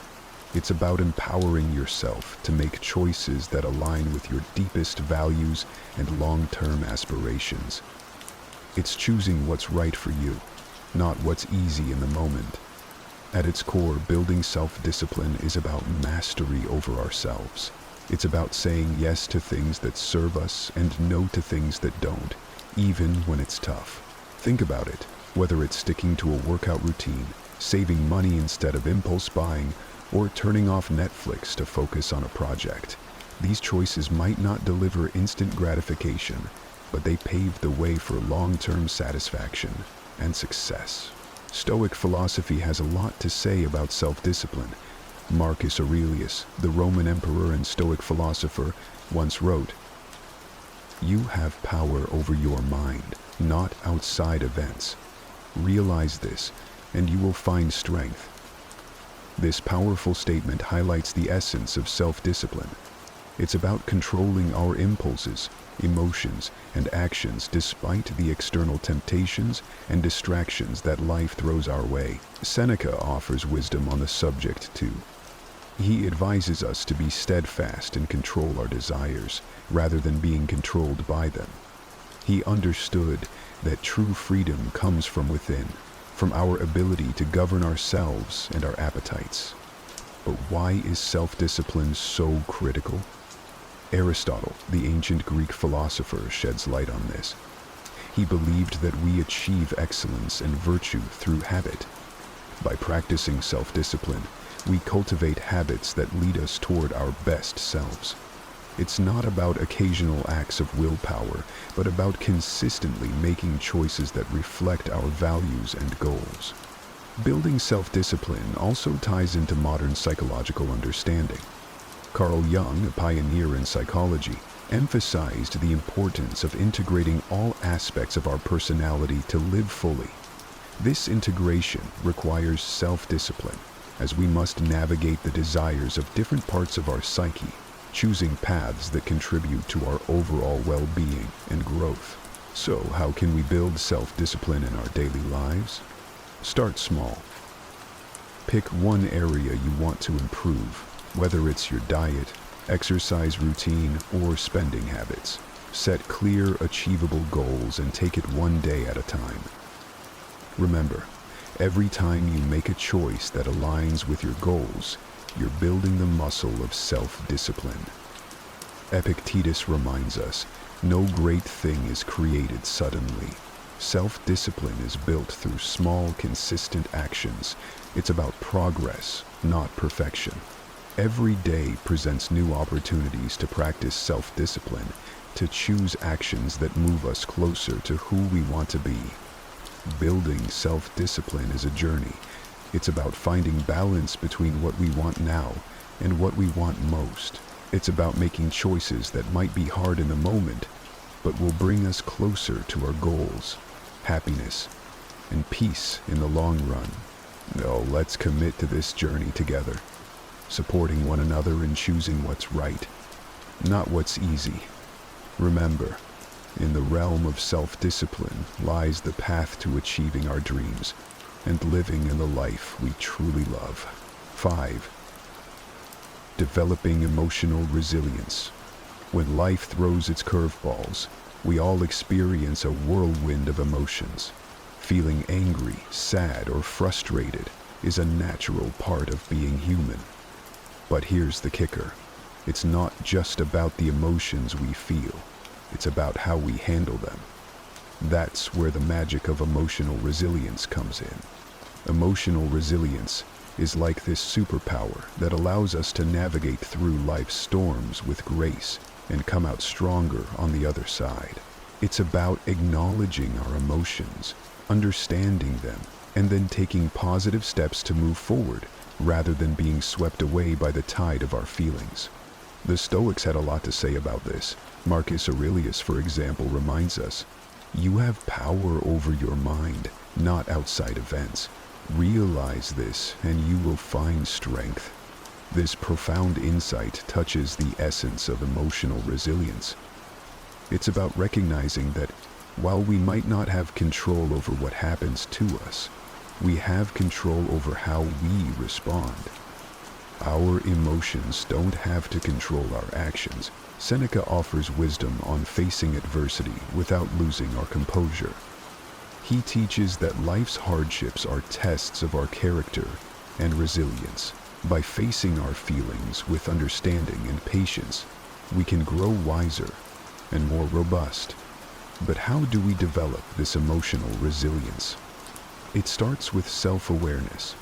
Being mindful of our emotions and reactions helps us understand ourselves better. It's okay to feel what we're feeling, but instead of reacting impulsively, we can choose to respond in a way that aligns with our values and long-term well-being. But how do we develop this emotional resilience? It starts with self-awareness. Being mindful of our emotions and reactions helps us understand ourselves better.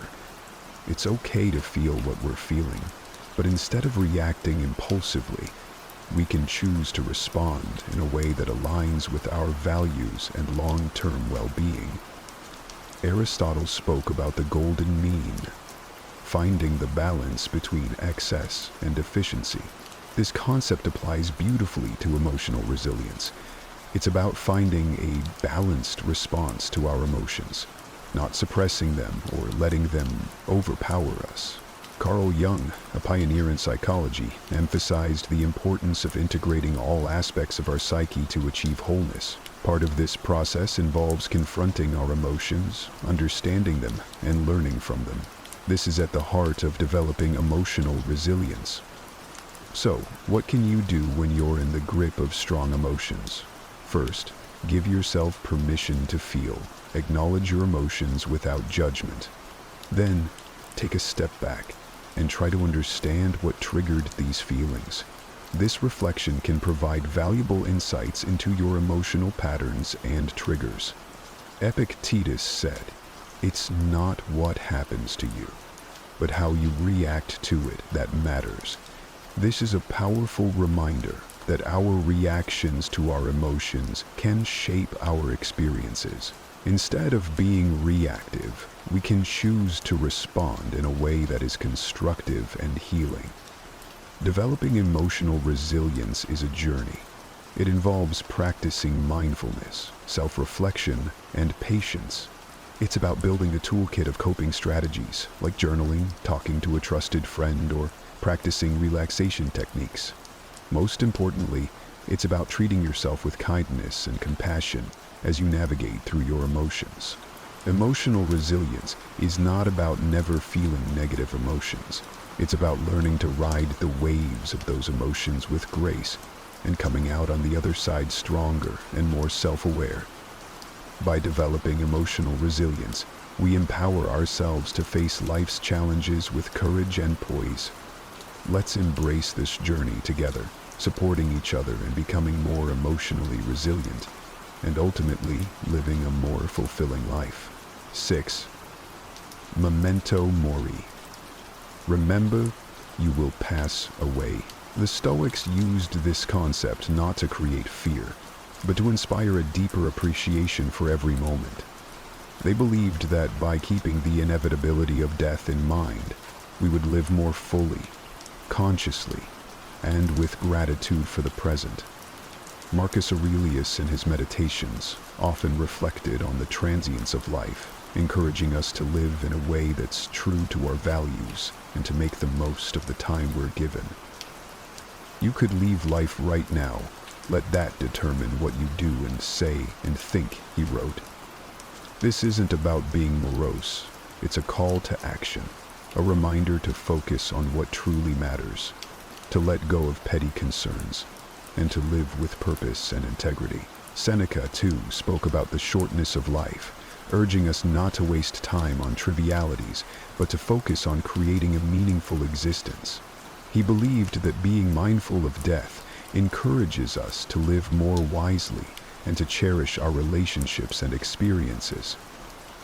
Epictetus emphasized the importance of focusing on the present and making the best use of our time. By remembering that we won't live forever, we're more likely to live ethically and to appreciate the beauty and richness of life.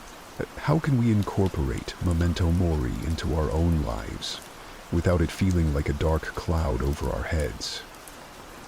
It starts with shifting our perspective. Instead of seeing the awareness of death as something fearful, we can view it as a powerful motivator to live our lives to the fullest. It's about embracing the present, not postponing our dreams or happiness for some undefined future that's not guaranteed. Think about the things you've been putting off.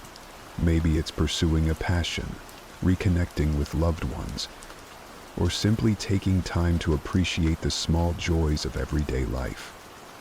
Memento mori reminds us not to take our time for granted. It encourages us to live more authentically, to say what we mean, to love openly, and to be present in our lives. This concept also teaches us to appreciate the impermanence of life, which in turn deepens our gratitude for the moments we have. When we remember that our time is limited, we're more likely to cherish our experiences, to live more mindfully, and to express our gratitude for the people and moments that enrich our lives. So, let's use memento mori, not as a source of fear, but as a catalyst for growth, gratitude, and a deeper appreciation of life. Let it remind us to make choices that align with our deepest values, to cherish our relationships, and to savor the beauty of the present moment. Remembering that we will die one day encourages us to live more fully today. In embracing memento mori, we find a powerful reminder to live, not in fear of death, but in celebration of life. Let's make every moment count, not because we're afraid of its end, but because we're in love with life itself. Let's live in a way that, when our time does come, we can look back with no regrets, knowing we lived fully, loved deeply, and appreciated the incredible journey that life is.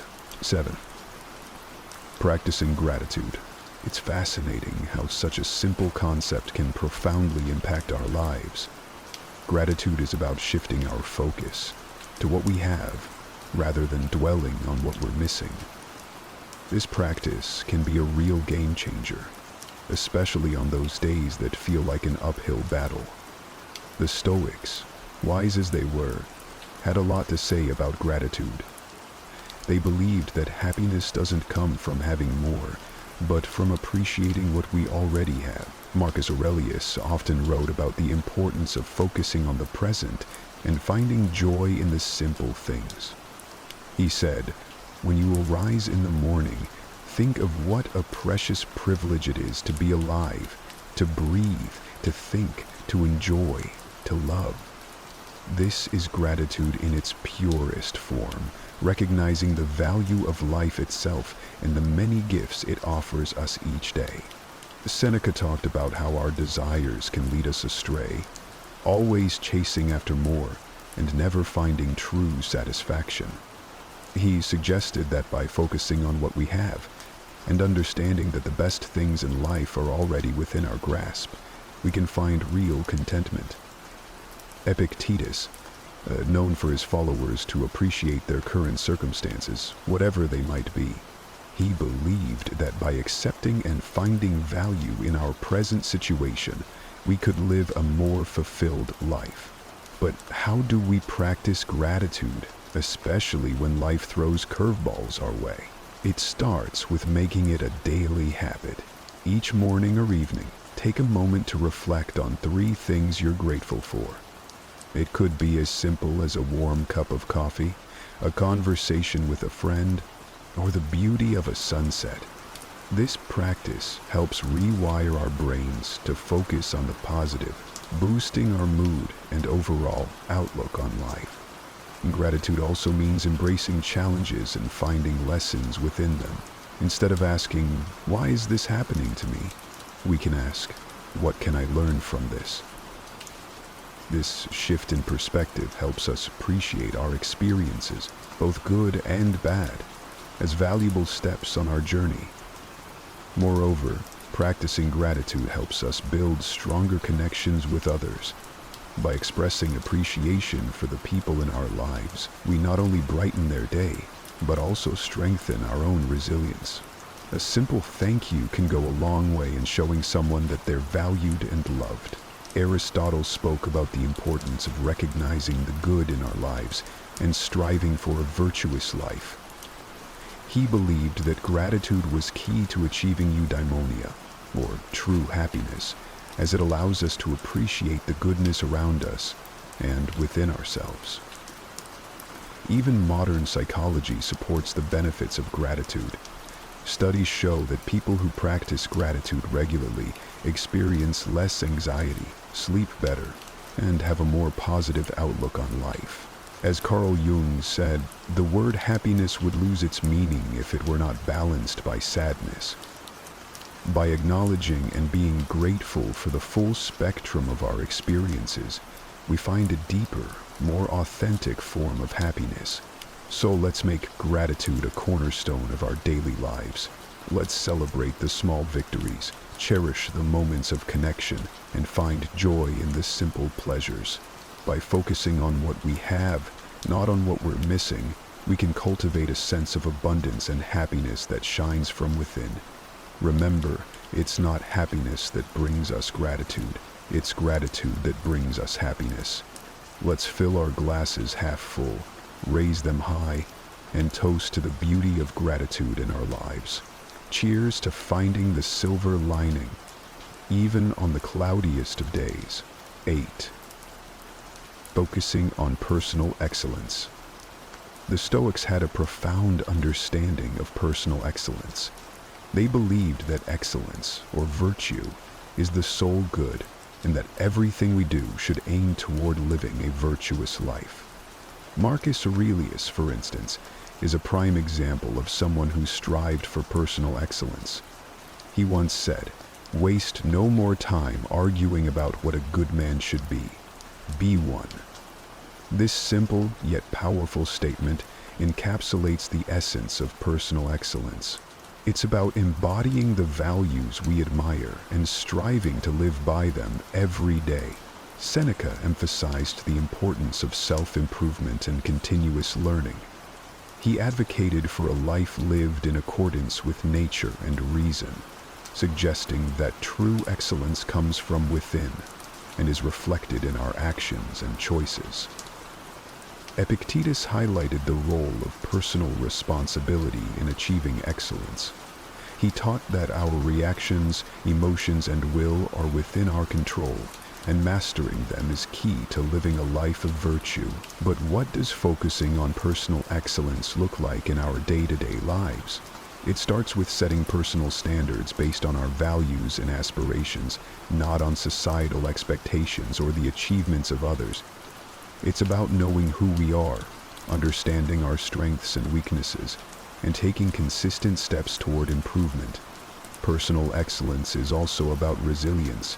It's about how we respond to setbacks and failures, not just our successes. As Aristotle said, excellence is never an accident.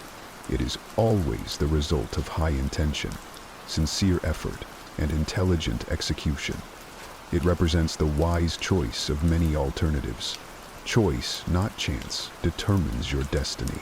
This means embracing challenges as opportunities to learn and grow, rather than seeing them as obstacles. Moreover, focusing on personal excellence involves cultivating a growth mindset, a concept championed by modern psychology. It's the belief that our abilities and intelligence can be developed through dedication and hard work. This mindset encourages us to embrace challenges, persist in the face of setbacks, and see effort as a path to mastery. Personal excellence also means living authentically. It's about being true to ourselves and our values, even when it's not easy. It's about making choices that reflect who we are and who we want to be, and taking pride in our journey, including both the struggles and the triumphs. Practicing gratitude, as we discussed earlier, ties into personal excellence too. By appreciating what we have and where we are on our journey, we foster a positive outlook that supports our growth and well-being. So let's commit to focusing on personal excellence. Let's set our own standards, embrace our unique paths, and take pride in our progress. Remember, it's not about being perfect. It's about being proud of who we are and how we live.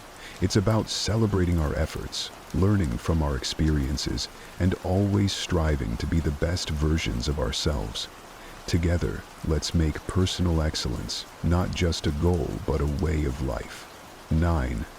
Not caring what others think. In a world saturated with social media, where likes, follows, and comments often dictate self-worth, it's easy to fall into the trap of valuing ourselves through the lens of others' opinions. But here's a liberating truth. Your worth isn't based on external validation. It's about being true to yourself, embracing your authenticity, and living in alignment with your values. The Stoics, those ancient philosophers we often turn to for timeless wisdom, had much to say about this. They taught that our inner peace and freedom come from focusing on what's within our control, our actions, our thoughts, and our integrity, not the ever-changing opinions of others. Marcus Aurelius wisely stated, I have often wondered how it is that every man loves himself more than all the rest of men, but yet sets less value on his own opinion of himself than on the opinions of others. This striking observation highlights a paradox many of us live with, valuing others' judgments over our own self-assessment. Seneca echoed this sentiment by emphasizing the importance of living a life true to one's self, not ones shaped by the expectations or approval of others. He believed that true contentment comes from within, from living a life that aligns with our principles and values. Epictetus taught that worrying about others' opinions is outside our control and therefore not worth our energy. He encouraged focusing instead on our own actions and on living virtuously, as that's where our true power lies. So, how can we start caring less about what others think and more about being true to ourselves? First, understand that you are the author of your life story. You have the power to define your worth, not society, not your social media followers, nor the people around you. Ground your self-esteem in who you are, the values you stand for, the kindness you spread, and the effort you put into being your best self. Second, practice self-reflection. Ask yourself, whose life am I living? Am I making choices based on my desires, or am I trying to fit into someone else's mold? Reflecting on these questions can help realign your actions with your true self. Third, embrace vulnerability. Being true to yourself means being open about your flaws and all, understanding that we are reflections of our progress, making mistakes and learning from them. This authenticity attracts the right people into your life, those who appreciate the real you. Moreover, remember the words of Aristotle, who spoke about the golden mean, finding balance in life. Applying this to our concern for others' opinions means finding a healthy balance between considering constructive feedback and maintaining our autonomy and self-worth. Incorporating a Stoic mindset into our lives means understanding that our worth is determined by our virtues, our actions, and our commitment to living a meaningful life, not by external accolades or approval. It's about building a strong inner fortress that remains unshaken by the fleeting opinions of others. Let's commit to valuing ourselves for who we truly are, not for the likes, follows, or approval we receive.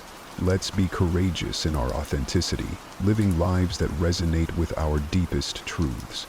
Remember, your worth is inherent and unique. By being true to yourself, you shine your light in the most genuine way possible. Let's not just navigate life, but thrive in it, with the confidence that comes from knowing we are living authentically, aligned with our values, and true to ourselves. 10. Accepting change. Here's the thing, accepting change is not just necessary, it's vital for our growth and happiness. The reality is, the only constant in life is change. Learning to go with the flow and embrace life's inevitable shifts makes navigating them less scary and more of an adventure.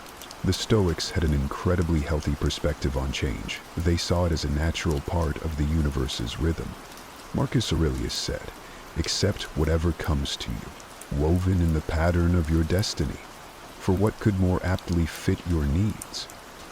This profound acceptance of change as part of life's fabric helps us understand that each change, whether we perceive it as good or bad, has its place in our story. Seneca taught that becoming too attached to our current circumstances can lead to disappointment because inevitably those circumstances will change. He advised us to be flexible and to understand that change is not just a part of life, but a necessary component of our personal development and happiness. Epictetus encouraged us to distinguish between what we can control and what we can't. While we can't control our attitudes towards them, this mindset is incredibly empowering when it comes to dealing with change. It's about focusing on our responses, finding opportunities for growth within the change, and moving forward with resilience. But how can we become more accepting of change? First, by acknowledging that change is inevitable. It's the natural order of things. Everything around us is in a constant state of flux. Seasons change, people come and go. And our very selves are renewing themselves as we speak. Embracing change means embracing life itself. Second, by practicing mindfulness. Being present in the moment allows us to appreciate our current experiences without clinging to them. This awareness creates space for acceptance when those experiences inevitably evolve or come to an end. Third, by seeking the lessons in change. Every shift in our lives, no matter how challenging, comes with opportunities to learn and grow. Instead of asking, "Why is this happening to me?" we can ask, "What can I learn from this?" This shift in perspective can turn the challenges of change into stepping stones for personal development. Aristotle spoke about the importance of pursuing a virtuous life as the key to happiness. A part of virtue is adaptability, the ability to navigate life's changes with grace and wisdom. It's about finding balance and harmony within the flux of life. Modern psychology supports this Stoic approach to change. Viewing change as an opportunity rather than a threat can significantly reduce stress and anxiety levels. It enhances our resilience, making us better equipped to handle whatever life throws our way.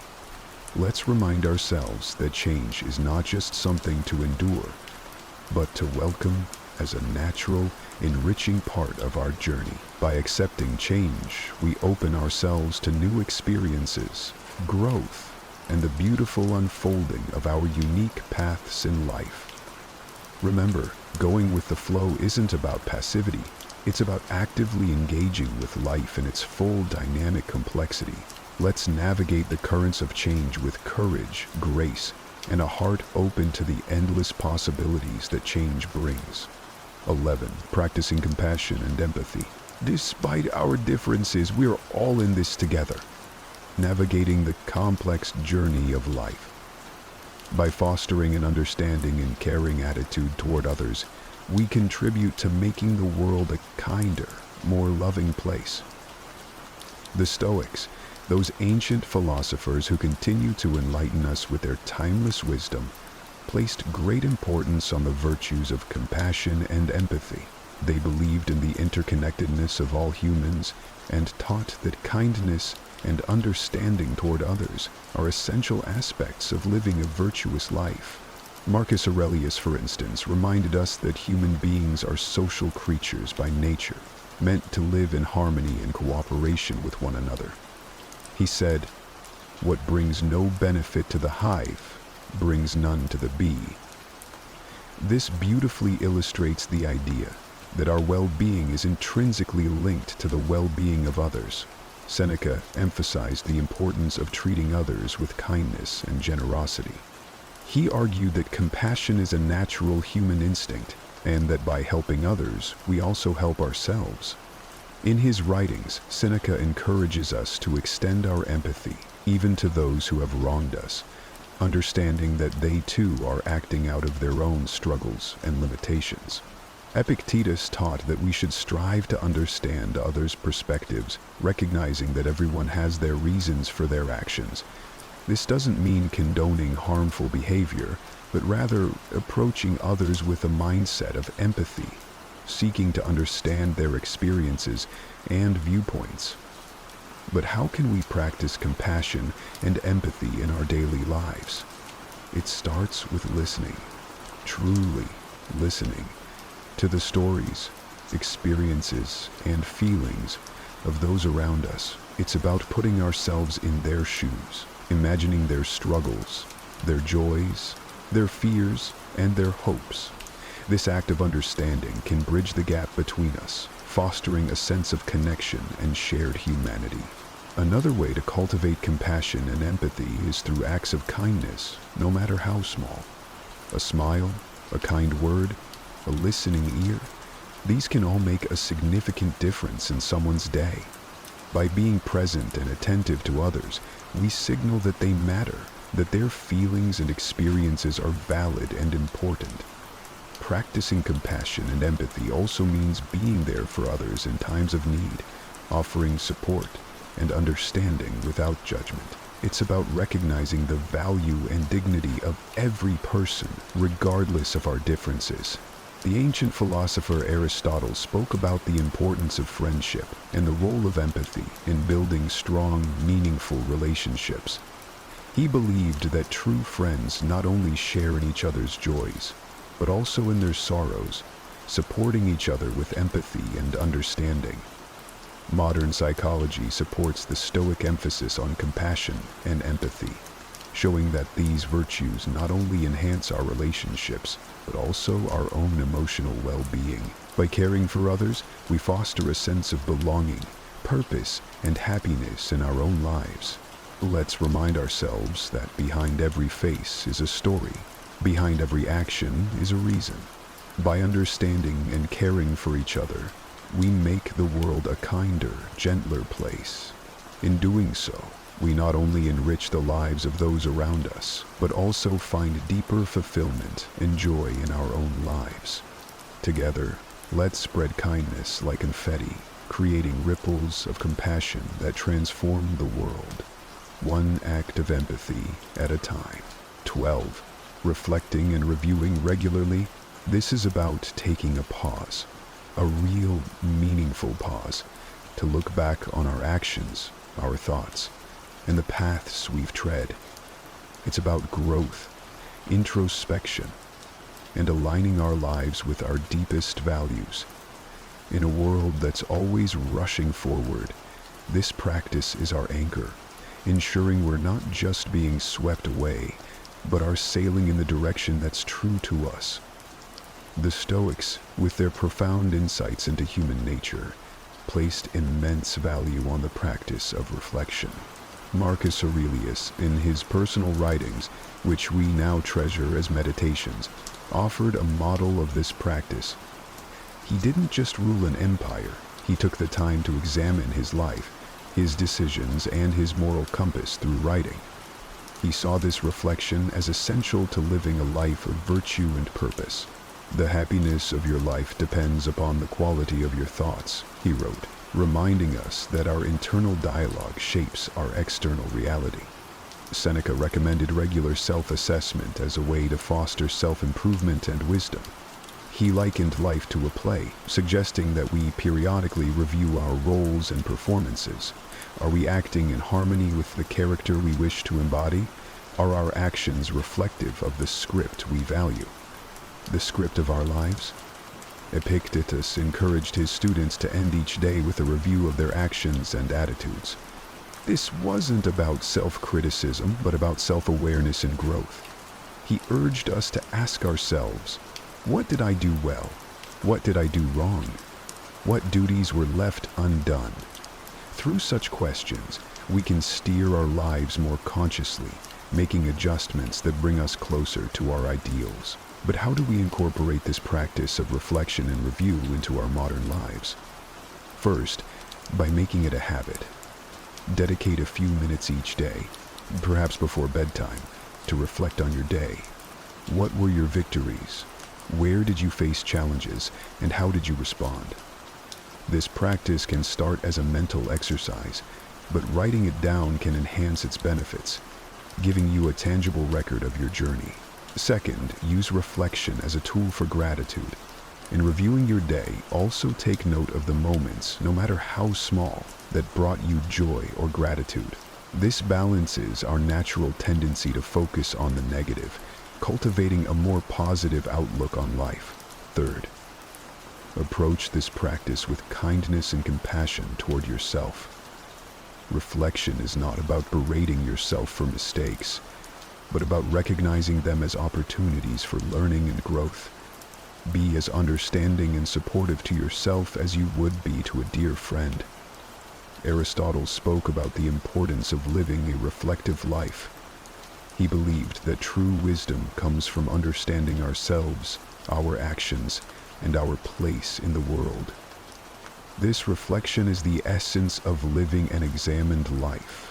one that's in accordance with virtue and excellence. Imagine standing on the edge of your greatest potential, but feeling something holding you back. That's self-doubt, quietly eroding your dreams and confidence. Real confidence isn't just a feeling, it's a skill, a mindset that shapes your path in life. The level of success you achieve is strongly tied to how much you believe in yourself. Think about how often raw talent and potential are held back by fear and uncertainty. So, think happiness without fear and uncertainty. Today, we're going to explore practical, powerful tips designed to help you build your self-confidence. These aren't just ideas. They're real, actionable steps that apply to everyday life, created to guide you toward becoming your best self. Remember, building self-confidence isn't about changing who you are. It's about removing the doubts that hide the strong, capable person you've always been. Before we get started, if you find this helpful, please like the video to help spread the message. Now, let's jump in. Number 1, understand yourself. Discovering who you are isn't just a journey, it's the foundation of regaining lost self-confidence. Take a moment and think about what drives your actions. Are they fueled by genuine beliefs, or are you just mirroring what's expected of you? The essence of Stoicism, as taught by thinkers like Epictetus, lies in this introspection. It's not just about identifying your strengths and weaknesses, but understanding the core of your being. This deep self-awareness is the secret to authentic self-confidence. It's a transformation that begins within, by aligning your actions with your true self. Today, life throws challenges our way, and our immediate reactions often define us. When faced with these moments, pause and reflect. Are your responses a true reflection of your beliefs, or are they knee-jerk reactions to external pressures? Building self-confidence is about more than just being brave. It's about making choices that resonate with who you really are. This authenticity breeds confidence that resonates higher. When you act in harmony with your true self, each decision reinforces your self-belief, nurturing a confidence that's deeply rooted and unwavering. Number 2, focus on what really matters and ignore the rest. Stoicism isn't just an ancient philosophy. It's a beacon for modern souls swimming in a sea of distractions. Think about the last time you truly felt in control. Was it when your mind was jumping from social media alerts to the latest news, or when you were deeply immersed in something that really mattered to you? Marcus Aurelius, a Stoic emperor, wisely said, "Our life is what our thoughts make it. Your focus shapes your reality." It's a powerful tool, yet so many of us let it rust in the hustle of everyday life. Regaining focus means identifying what steals it. Maybe it's the constant buzz of your phone, the desire to please everyone, or worries that cloud your thoughts. Recognize these thieves and consciously limit their power over you. Set boundaries, like tech-free hours, or practice the art of saying no to demands that drain your energy. Strengthen your focus like a muscle. Meditation isn't just trendy. It's a time-tested method to anchor your thoughts in the present. Start your day by asking, what's the one thing I need to achieve today? This clarity cuts through the noise, making your actions more intentional and your path more confident. Remember, focusing is more than a skill. It's your gateway to inner peace and self-assurance. By channeling your attention to what's crucial, you're not just ticking off tasks, you're building a fortress of calm in a chaotic world. This is the Stoic way. Understanding that the power to focus isn't just about getting things done, but about crafting a life of purpose and confidence. Number 3, understand that some things can't be changed. Have you ever felt like you're pushing against an immovable wall? It's exhausting and honestly a bit pointless. That's the thing about life. Some aspects simply won't budge, no matter how hard we try. But here's a powerful twist from Stoicism. It's not about how hard you push, but knowing what to push and what to let be. This is the crux of regaining your lost confidence. It's not about surrender, it's about smart strategy. Let's break it down. We all have moments when we feel helpless, like we're trapped in a whirlwind of things we can't control. This is where modern Stoic wisdom kicks in. Ask yourself, Am I trying to control the uncontrollable? Here's a reality check. We can't dictate others' actions, reverse time, or foresee the future. But here's your power play. Focus on what you can influence. Your reactions, your decisions, and your actions. These are your true dominions. By shifting your energy here, you become stronger, more adaptable, and most importantly, more self-assured. It's like honing your skills in a game where you know the rules and play your best moves. Consider this.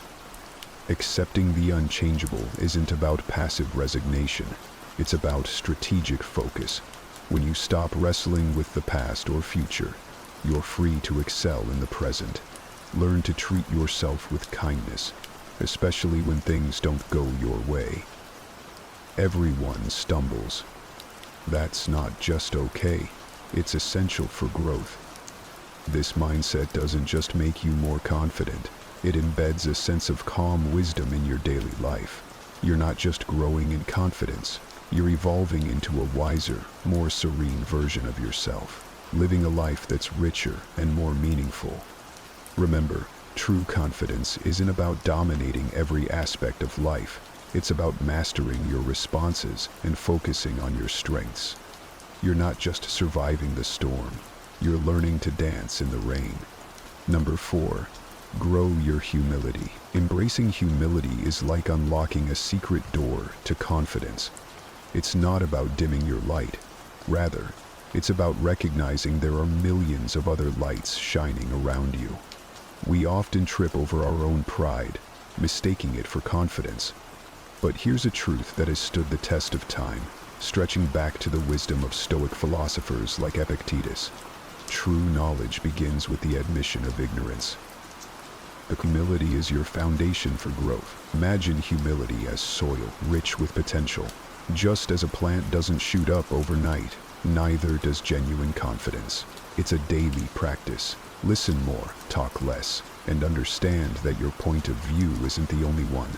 When you succeed, remember the contributions of others. There's strength in realizing that everyone has something to teach you. Our world today often values appearances over authenticity, but beneath this veneer, the craving for real connections is palpable. Humility opens doors to these connections. By acknowledging that you're part of a larger whole, you're not downplaying your worth, you're enhancing it. Every person you meet carries a universe of experience different from yours. Learning from them doesn't make you smaller. It makes your world bigger. And in this expanded world, your confidence finds its true north. When you credit others for their successes and see their value, you're not just showing respect, you're weaving a rich tapestry of perspectives. It's not about who's right, it's about being open to the endless learning that life offers. This approach not only deepens your relationships, but also solidifies your confidence on a foundation of mutual respect and continuous learning. The journey of humility is also an inward one. It involves the courage to look at yourself honestly, to acknowledge your mistakes, and to take steps to correct them. This self-awareness is a powerful tool for growth. It's about being grateful for your life, your loved ones, and the opportunities that come your way. Gratitude keeps you grounded and connected, reminding you that you're part of something bigger. As you cultivate humility, you don't just grow in confidence, you become a beacon for others, inspiring respect and admiration. Remember, a wise 21st century Stoic sage knows that humility isn't a sign of weakness, but a badge of strength, a testament to your willingness to learn, to grow, and to connect deeply with the world around you. As we continue exploring this topic, if anything has resonated with you so far, I encourage you to share your thoughts below. A brief comment like, "I believe in myself," is a wonderful way for us to connect. And if you're looking forward to more videos like this, hitting the subscribe button is the way to go. Now, let's further unravel the nuances of our discussion. Number 5, build up your toughness. Toughness isn't a gift at birth. It's a skill honed through life's fires. Stoicism teaches this art beautifully, turning life's harshest lessons into our greatest strengths. Think of toughness as your shield in life's battles, not just to withstand blows, but to emerge victorious, learning and growing with each challenge. As the wise Seneca said, It's not the events, but our reaction to them that truly defines us. Part 2 contest completed. Every stumble, every faltering step is a chance to rise stronger. When life throws curveballs, instead of shrinking back, ask yourself, what lesson lies here? This shift in perspective transforms each obstacle into a stepping stone, edging you closer to wisdom and resilience. Resilience is the heart of Stoic toughness. It's about facing challenges with courage, not avoidance or fear. Each time you overcome a hurdle or confront a fear, you're not just surviving, you're evolving into a more confident and capable individual. Remember, resilience isn't just about enduring the storm, it's about learning to dance in the rain, whether it's tackling a long overdue task or navigating through personal loss.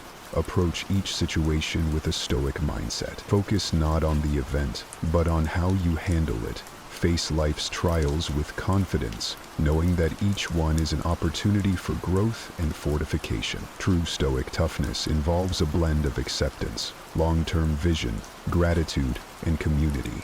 Understand that life's path isn't always smooth or fair, but it's traversable with strength and grace.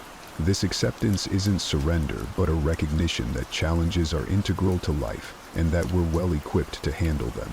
Toughness also means looking beyond today's troubles, considering how current struggles will shape your future resilience, and cultivate gratitude. It's a beacon of hope in tough times, transforming your perspective on challenges into opportunities for growth. And don't underestimate the power of community.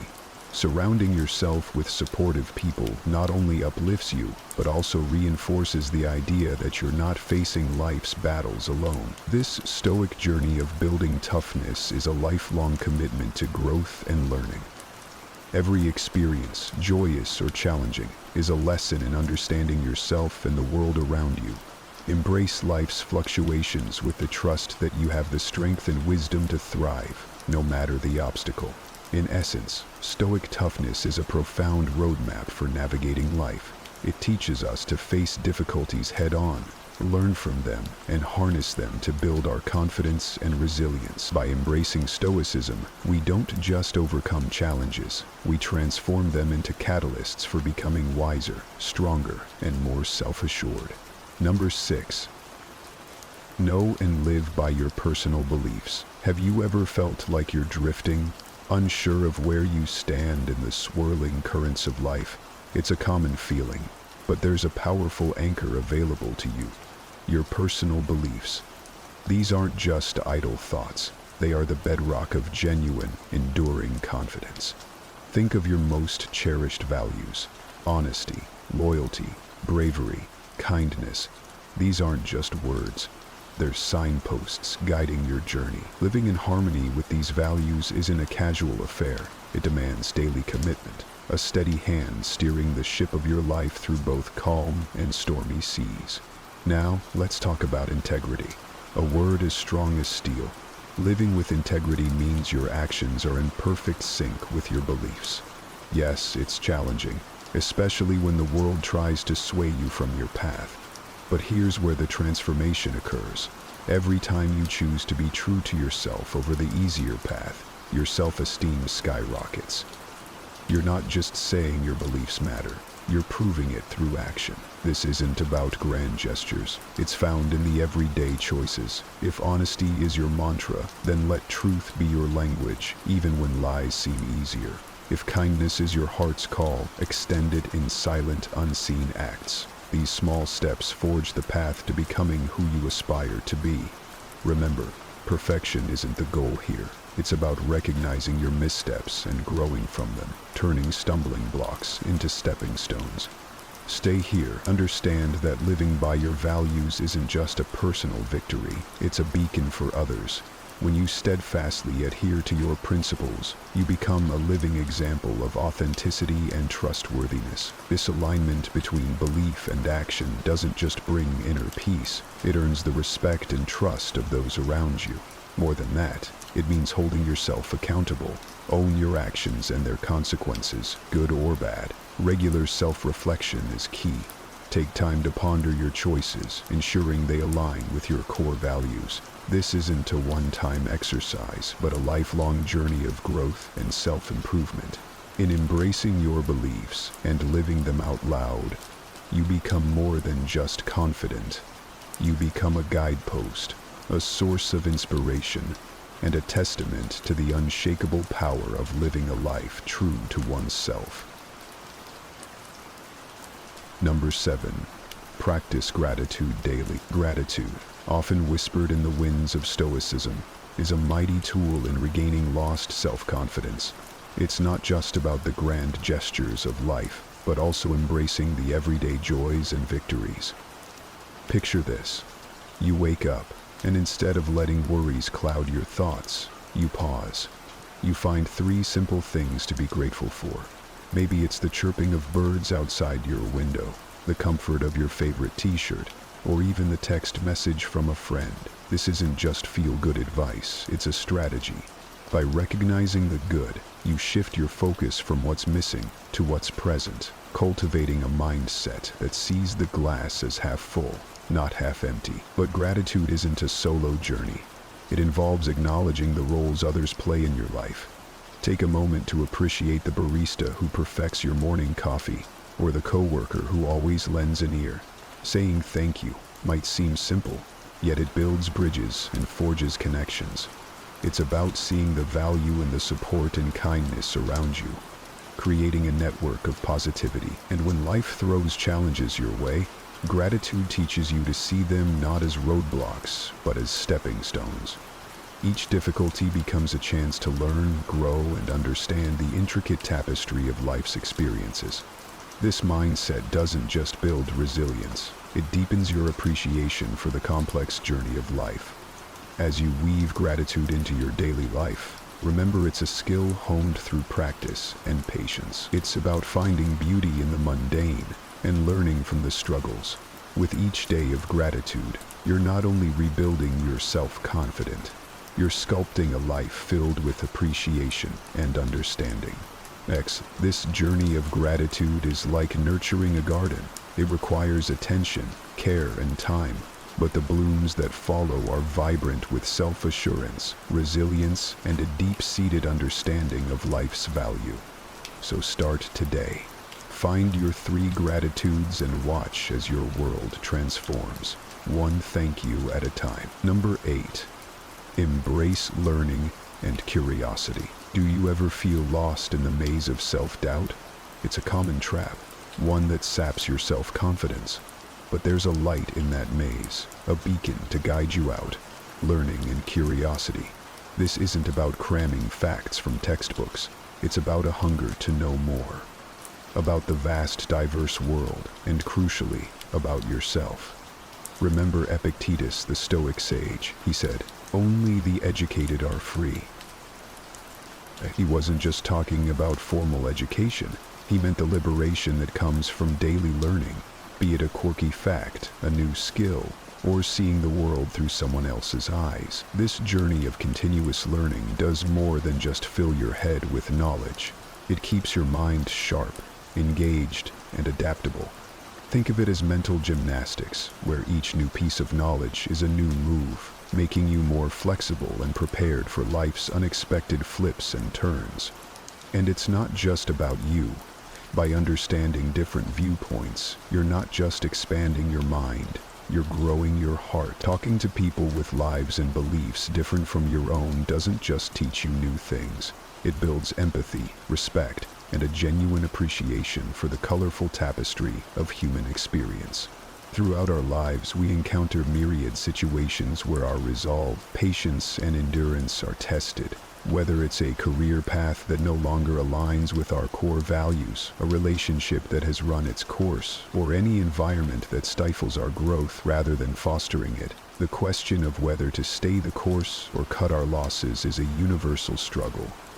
Think about the last time you felt stuck or conflicted about leaving a challenging situation. Was there a voice inside you suggesting it might be time to move on? Yet another voice urging you to stay and fight harder? This inner conflict is not just about making a choice, it's about understanding the deeper values and principles that guide our decisions. Now let's introduce a fascinating perspective that can shed light on this topic: Stoicism. The Stoics, ancient philosophers who preached the virtues of wisdom, courage, justice, and temperance, provide a powerful framework for tackling our dilemma. They taught the importance of distinguishing between what is within our control and what lies beyond it. In facing a situation where we feel powerless or diminished, Stoicism asks us to question, can we influence the outcome? If not, might our energies be better directed elsewhere? Stoicism also teaches us about the concept of preferred indifference, external things that are nice to have but not essential to our core happiness and virtue. When we agonize over whether to walk away, we often fear losing these preferred indifferences. But by anchoring ourselves in Stoic wisdom, we can view our situation with greater clarity and equanimity, focusing on our inner character and what truly matters. In today's conversation, we will delve deep into these themes, exploring how Stoic principles can help us navigate the challenging decision of when to walk away. We'll discuss how to recognize when perseverance turns into self-sabotage, how to differentiate between meaningful struggle and needless suffering, and how to embrace the liberating act of letting go when it serves our greater good. Join me on this journey of self-discovery and empowerment, where we learn to listen to our inner wisdom, align with our deepest values, and make the courageous choices that shape our destiny. If this journey of introspection and courage speaks to you, I invite you to subscribe to our channel and stay with us throughout the entire video. Every moment is crafted to inspire and empower you, and I promise you won't want to miss a single part of this transformative exploration. So grab a cup of tea, settle in, and let's start this meaningful conversation together. When we talk about walking away, what images or scenarios come to your mind?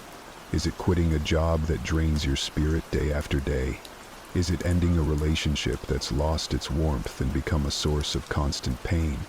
Or perhaps it's stepping back from a long-cherished dream that, despite your best efforts, remains frustratingly out of reach. The decision to walk away can manifest in countless aspects of our lives, each with its unique challenges and implications. Yet at the heart of these decisions is a common thread: the recognition that something fundamental is misaligned with our well-being and potential for growth. But why is making this decision so fraught with difficulty and hesitation? After all, if something consistently causes us distress or hinders our progress, wouldn't the logical choice be to leave it behind? Here's where the wisdom of Stoicism offers illuminating insights. The Stoics remind us that human beings are creatures of habit and attachment. We cling to the familiar, even when it's harmful, because it provides a sense of security and predictability. We're wired to resist change, fearing the uncertainty and loss that it might bring. Moreover, Stoicism teaches us about the value of endurance and resilience. These virtues are indeed commendable and often necessary for achieving great things. However, they can also tether us to situations that no longer serve us if we fail to apply them wisely. The Stoic principle of the dichotomy of control urges us to discern between what we can change and what we must accept.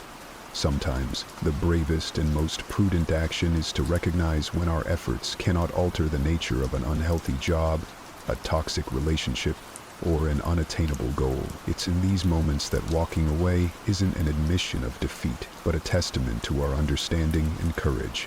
Yet defining the issue of when to walk away is not about prescribing a one-size-fits-all answer. It's about encouraging a deep personal inquiry into our lives. It's about asking ourselves, are we holding on to something because it truly enriches us? Or are we driven by fear, inertia, or misplaced loyalty? Are we sacrificing our peace and potential for the sake of an illusory security or a misguided sense of duty? Stoicism teaches us to focus on living in harmony with nature, which includes our own nature, understanding our emotions and responding to life's challenges with virtue and reason. But how does this relate to knowing when to walk away? At its core, Stoicism helps us differentiate between what we can control and what we cannot. It encourages us to invest our energy wisely, focusing on our actions, attitudes, and responses rather than external outcomes beyond our control. Consider a situation where you're faced with persistent unhappiness or frustration. Perhaps it's a job that conflicts with your values or a relationship that's become toxic. Stoicism would urge you to ask, can I change this situation?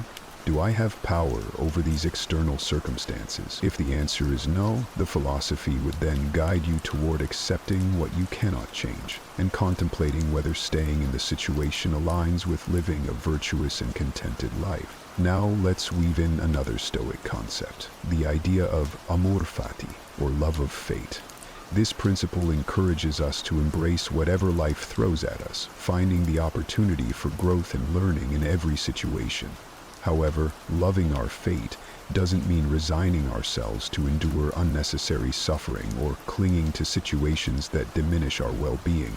Instead, it's about recognizing when our struggles serve a purpose and when they merely hold us back from realizing our potential. Through a Stoic lens, walking away is not about escaping challenges or shirking responsibility. It's about making a reasoned choice to direct our lives toward what is truly good for us, which sometimes means letting go of what we cannot change to focus on what we can.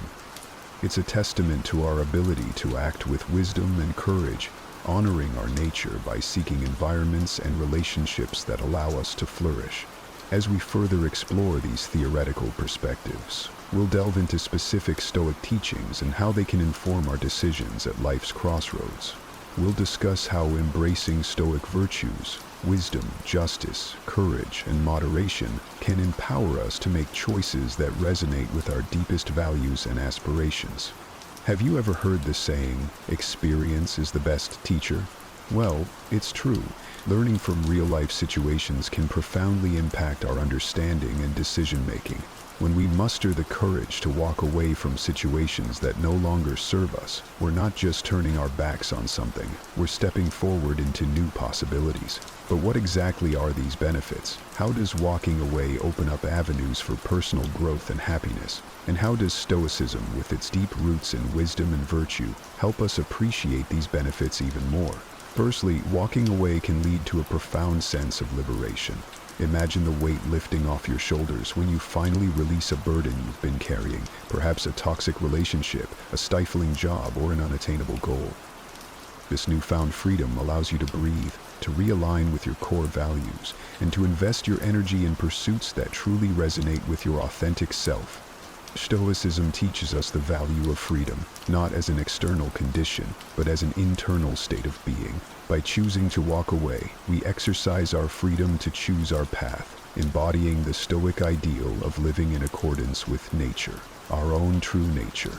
Moreover, walking away can catalyze personal growth and self-discovery.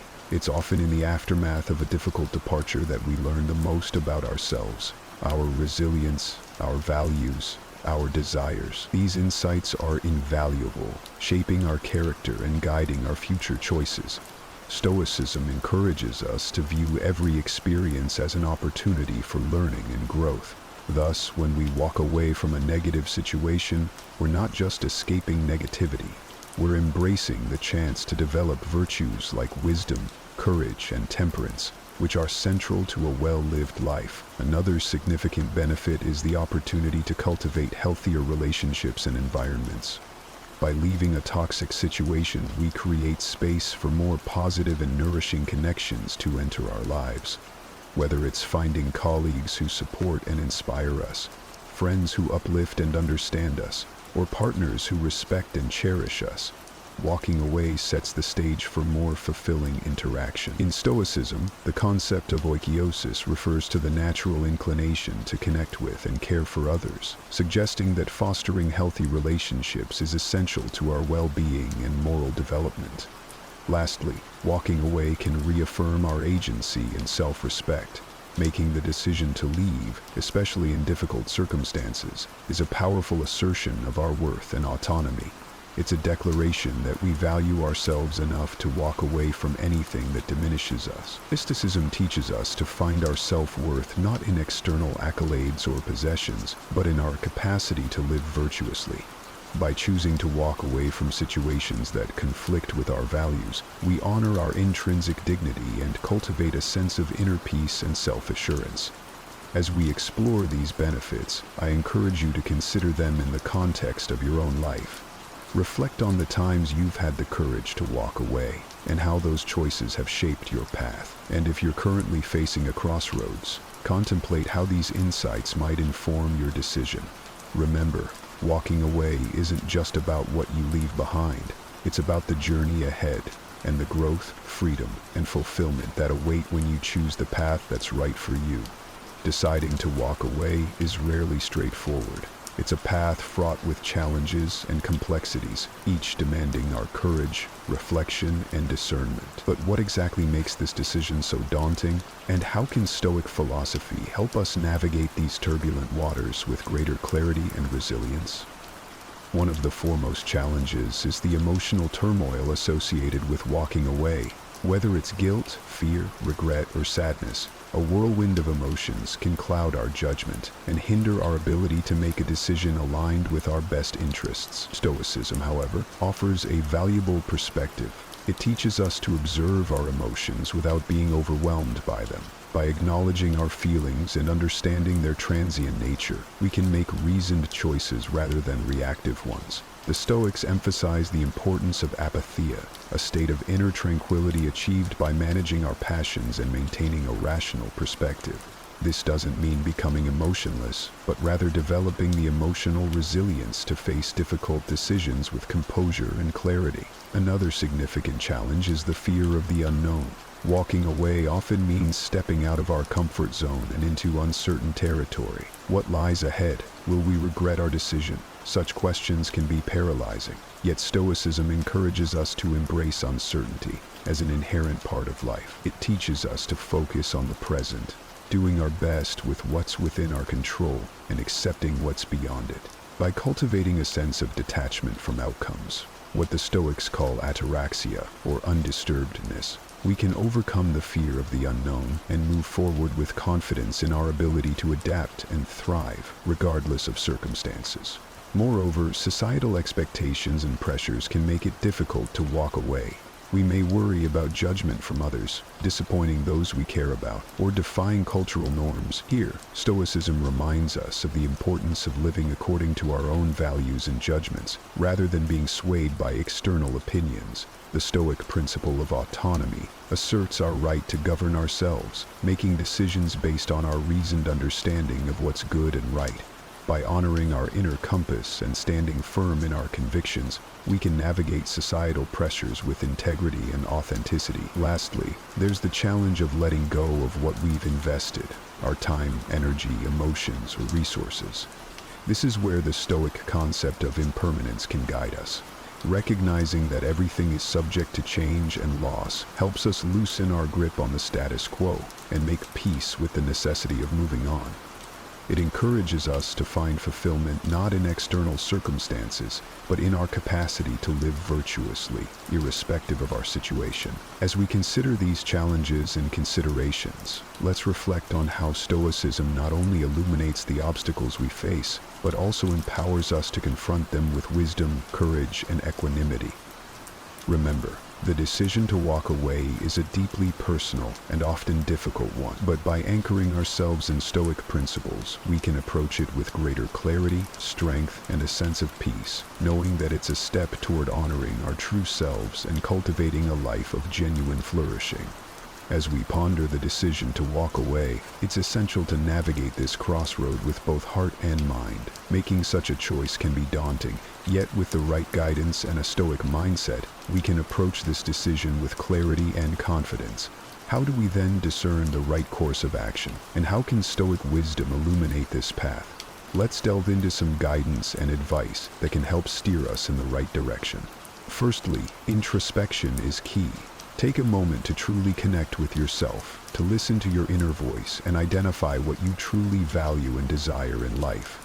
Ask yourself, does this situation align with my core values? Is it conducive to my growth and well-being? Reflecting on these questions allows us to make decisions that resonate with our authentic selves. Stoicism teaches us the virtue of self-awareness, encouraging us to know ourselves deeply and live in accordance with our nature. By aligning our choices with our values, we live with integrity and purpose, ensuring our actions are coherent with our true essence. Next, consider the concept of impermanence and the ever-changing nature of life, as highlighted by Stoicism. Acknowledge that both staying and walking away will lead to new experiences and challenges. Embrace the idea that change is an integral part of growth and development.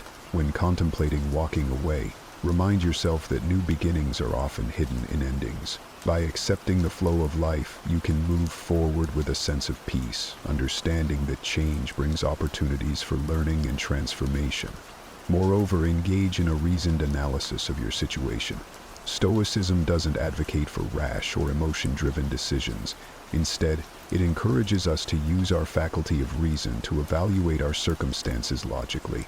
Consider the pros and cons, the potential outcomes, and the impacts of your decision. Seek advice from trusted individuals who can offer different perspectives, but remember, the final choice is yours. As Stoics, we are reminded of the importance of using our judgment and reason to navigate life's challenges, ensuring our decisions are well considered and rational. Another piece of Stoic advice is to prepare mentally for the consequences of your decision. Visualize the scenarios that might unfold from both staying and walking away. Practice negative visualization, a Stoic exercise where you contemplate the worst-case scenarios to reduce anxiety about the future and build resilience. By mentally preparing for various outcomes, you can fortify yourself against fear and uncertainty, embracing whatever the future holds with strength and equanimity. Lastly, commit to your decision with courage and conviction. Once you've deliberated and chosen a course of action, move forward with determination. Stoicism teaches us the value of courage, not just in facing adversity, but also in making tough decisions that align with our well-being and principles. Remember, it's normal to feel apprehensive about stepping into the unknown, but embracing this uncertainty with courage can lead to profound personal growth and fulfillment. As we draw this discussion to a close, it's important to pause and reflect on the journey we've embarked upon together. The decision to walk away, laden with complexity and emotion, is a profound testament to our human experience. It's a decision that calls for wisdom, courage, and deep self-awareness. And while the path may be fraught with uncertainty and challenges, it's also strewn with opportunities for growth, liberation, and self-discovery. In the light of Stoicism, we are reminded that our power lies in our ability to choose our responses to the external world, to align our actions with our core values, and to pursue a life marked by virtue and meaning. Stoicism doesn't just offer philosophical musings. It provides practical tools and a robust framework to live a fulfilled and resilient life. It teaches us that while we cannot control external events, we have the utmost control over our judgments, intentions. As you stand at the crossroads, considering whether to stay or to walk away, remember the Stoic virtues: wisdom, to discern the best path; courage, to follow through on your decision; justice, to consider the impact on yourself and others; temperance, to maintain balance and self-control amidst change. Embrace the Stoic practice of reflection, envisioning the kind of life you wish to lead and the person you aspire to be. Let these insights illuminate your path, whether it leads you to stay and persevere or to step into the unknown with faith in your heart and clarity in your mind. Remember, walking away is not an end, but a beginning, a chance to realign with your authentic self, to cultivate new relationships and experiences, and to grow in ways you never thought possible. As Marcus Aurelius, a Stoic emperor and philosopher, once said, "The best revenge is to be unlike him who performed the injury."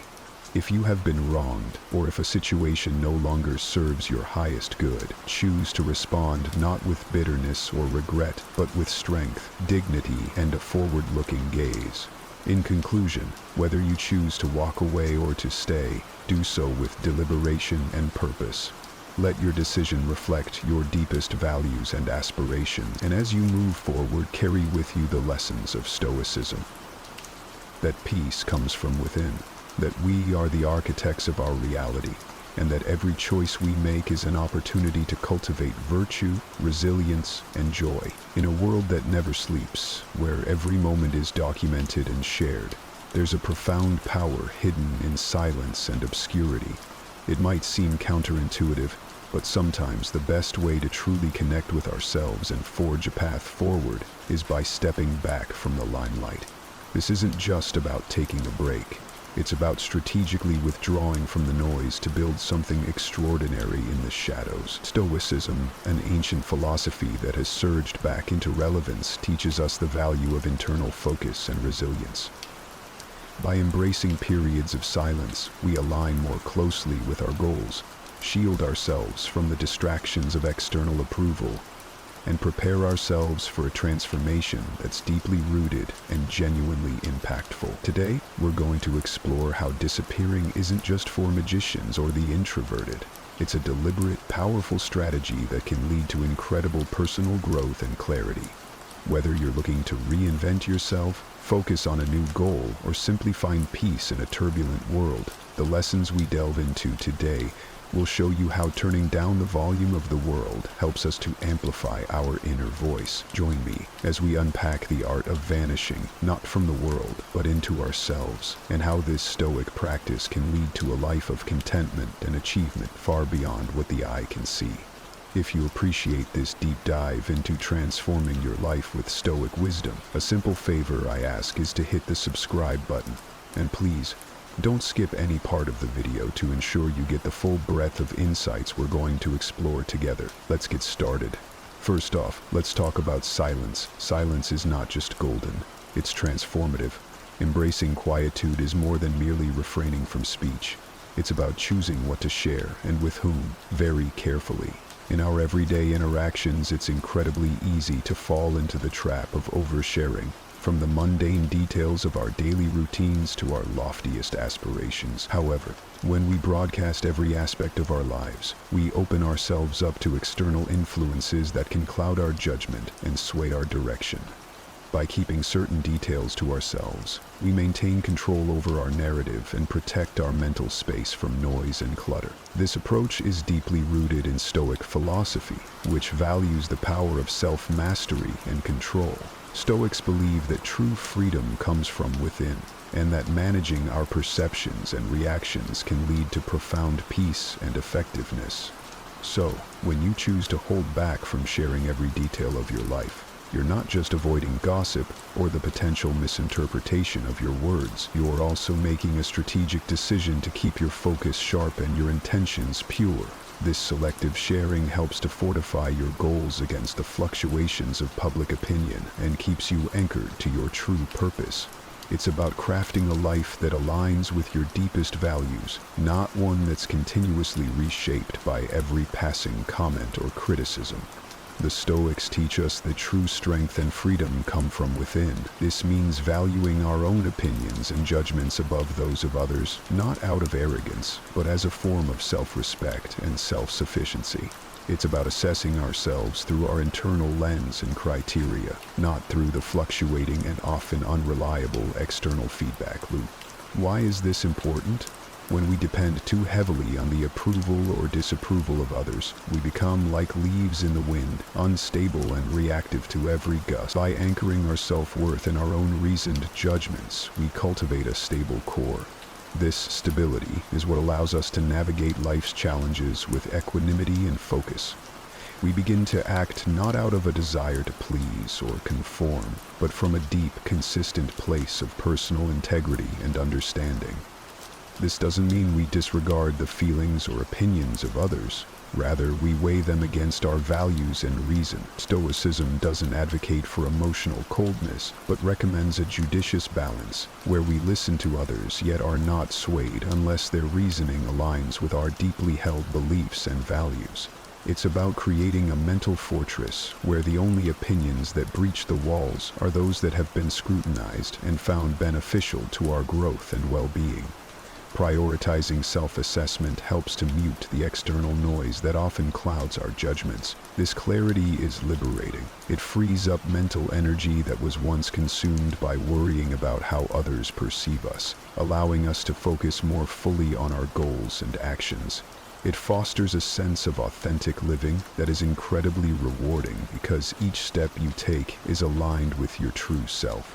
In a world where sharing every detail of our lives has become the norm, There is tremendous power in secrecy, especially when you're embarking on significant personal or professional projects. The Stoic philosophy advocates for action over proclamation, teaching us that true merit lies in what we accomplish, not in what we promise. Keeping your plans close to your chest is not about fostering a mysterious persona. It's about protecting your focus and energy. Every time details of your ambitions leak out, it's like small cracks forming in the foundation of your intent. Each crack might seem minor, but collectively, they can significantly weaken your resolve and distract from your purpose. When others are aware of your intentions, it opens the door for external opinions, doubts, and even sabotage, whether intentional or subconscious. Moreover, secrecy amplifies your commitment to your goals. By not broadcasting your plans, you avoid the premature satisfaction that public acknowledgement can bring. Studies have shown that when we announce our goals, we are often rewarded with premature praise that can diminish our motivation to see the plan through to completion. Stoicism teaches us to derive satisfaction from the act of doing and the personal fulfillment of seeing results, rather than from the accolades that might come from simply stating intentions. Additionally, keeping plans to yourself aligns with the Stoic practice of focusing on internal validation rather than external approval. It encourages a reflective and deliberate approach to your ambitions. You become more thoughtful in your actions and decisions because you are not influenced by the immediate reactions of others. This inward focus is crucial for deep, meaningful progress and aligns with the Stoic ideal of self-sufficiency. Whether you're advancing in your personal development, experiencing financial gains, or enhancing a skill, the journey you're on is deeply personal and inherently valuable. In the Stoic philosophy, progress is not a means to an end, but an end in itself. The true value lies not in the accolades or recognition that may come from your achievements, but in the personal growth and the virtues you develop along the way. Revealing your progress can inadvertently open the floodgates to external influences that might skew your perception or dilute your focus. For instance, sharing your achievements can sometimes lead to envy or unwanted attention from others. While some may offer genuine praise, others might project their insecurities or competitiveness, which can create an environment filled with negative energy and potential distractions. This is why Stoicism teaches us to appreciate and protect our inner peace and progress from the potentially corrosive effects of public scrutiny. Moreover, keeping your progress private allows you to savor your achievements without the external pressure of living up to others' expectations. It helps maintain that crucial internal validation where you measure success by your standards and growth rather than by the applause or approval of others.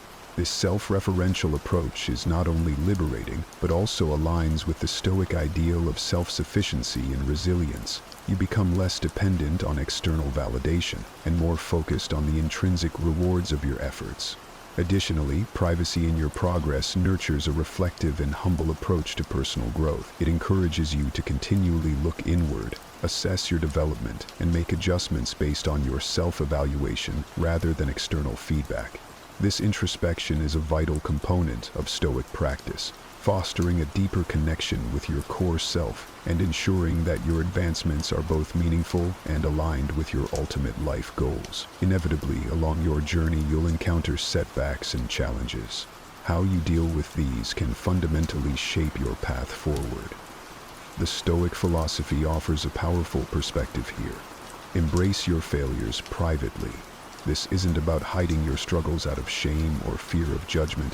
It's about understanding and utilizing these experiences as vital ingredients for growth. Stoicism teaches us to see every obstacle as an opportunity to practice virtues such as resilience, courage, and persistence. By handling your struggles internally, you turn inward to reflect on these experiences deeply. This private contemplation allows you to extract valuable lessons without the external noise of pity or unsolicited advice. When you deal with your failures in solitude, you are not distracted by having to defend your actions or by the need to maintain a certain image. Instead, you can honestly assess what went wrong and why, which empowers you to make more informed and deliberate choices in the future. Moreover, embracing failures privately aligns with the Stoic idea of focusing on what you can control. You might not be able to control the outcome of every endeavor, but you can control your reactions and your mindset when setbacks occur. Instead of looking outward for validation or commiseration, look inward. Ask yourself what this failure teaches you, how it can contribute to your character, and how it can refine your strategies moving forward. This internal processing of failures builds mental toughness and independence, qualities that are essential for anyone striving to lead a life governed by Stoic principles. It strengthens your resolve as you come to realize that your path is yours to shape, regardless of external circumstances. Each failure, when embraced silently and wisely, builds a layer of resilience and fortitude, equipping you better for future challenges. As you step into the silence, the first task is to crystallize your objectives. What do you aim to accomplish in this period of intentional quietude? Setting clear, tangible goals is not merely an exercise in thought. It's an essential part of the journey towards self-improvement and true personal transformation. Whether your focus is on learning a new language, enhancing your physical health, or launching a new venture, the specificity of your goals will serve as your North Star, guiding every step you take.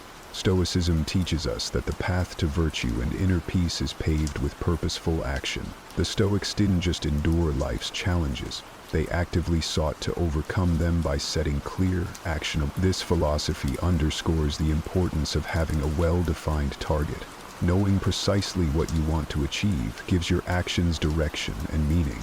It turns abstract aspirations into concrete plans, making them more attainable. Moreover, having a specific goal in mind allows you to measure your progress accurately. This measurement isn't just about reaching milestones, but about reflecting on the growth that each step brings.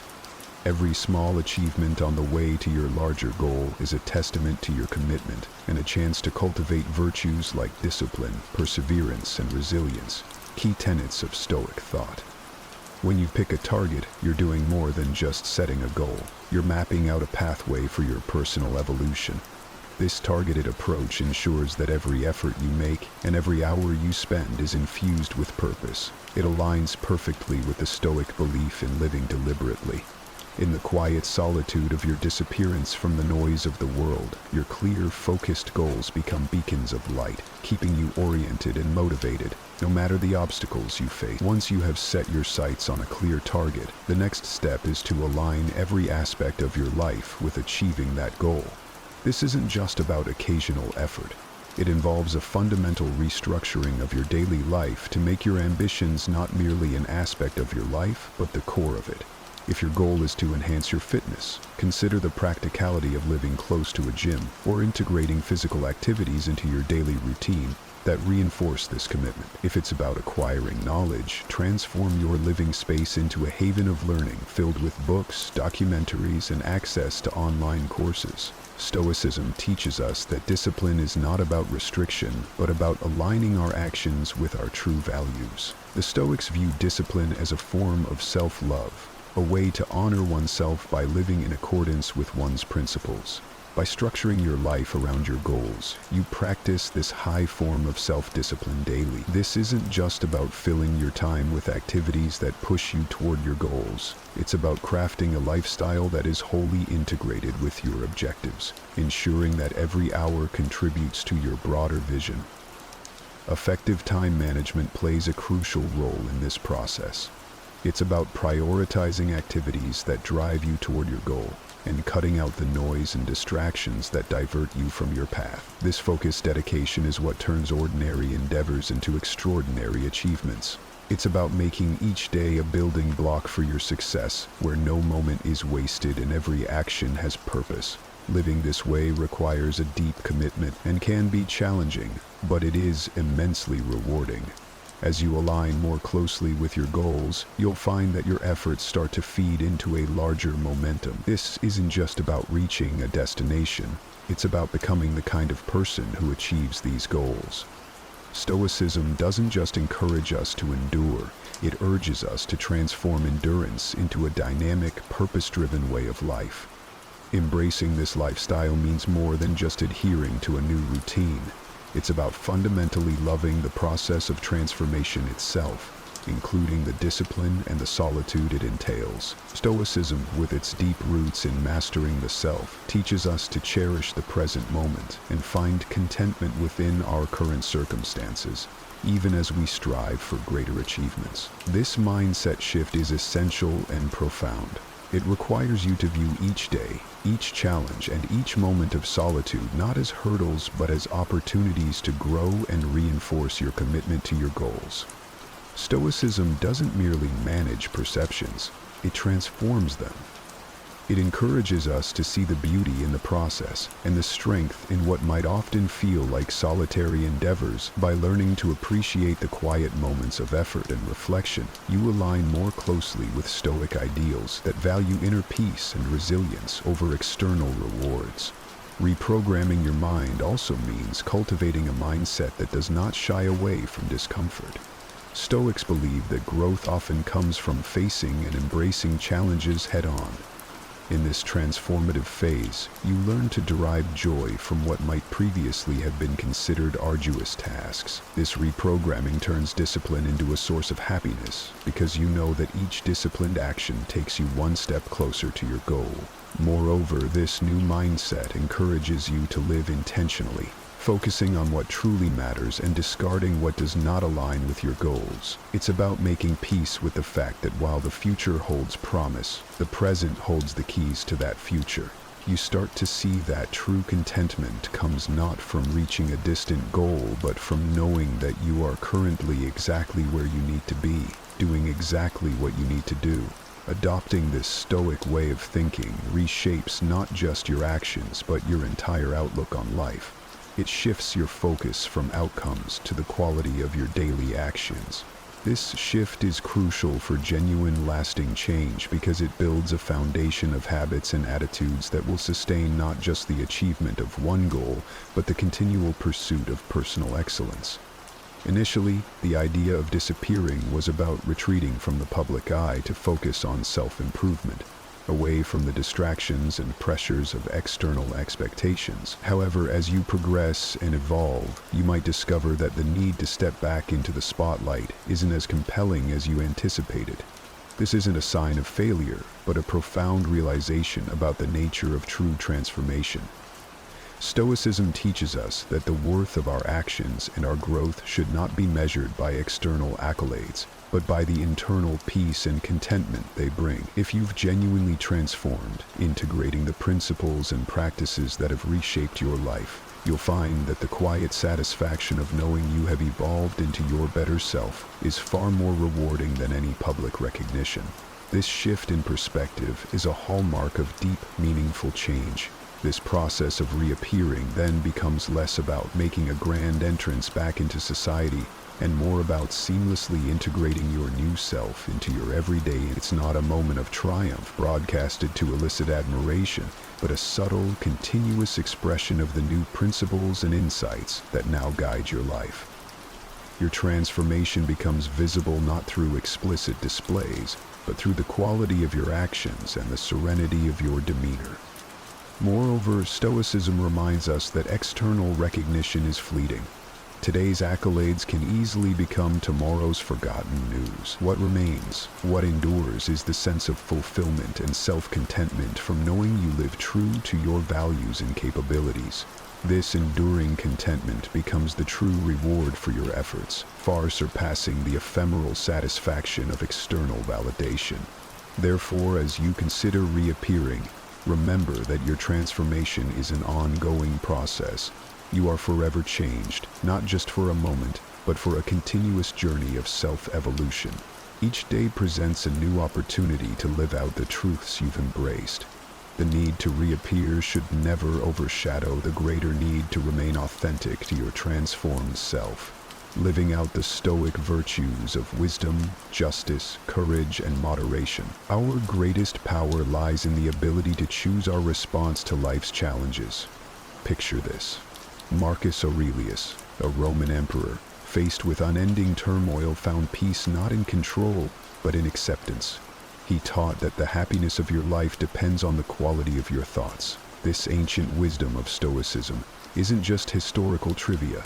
It's a transformative tool we can all use today. In this video, we'll uncover the art of letting things happen, exploring how embracing the flow of life rather than forcing outcomes can lead to profound peace and fulfillment.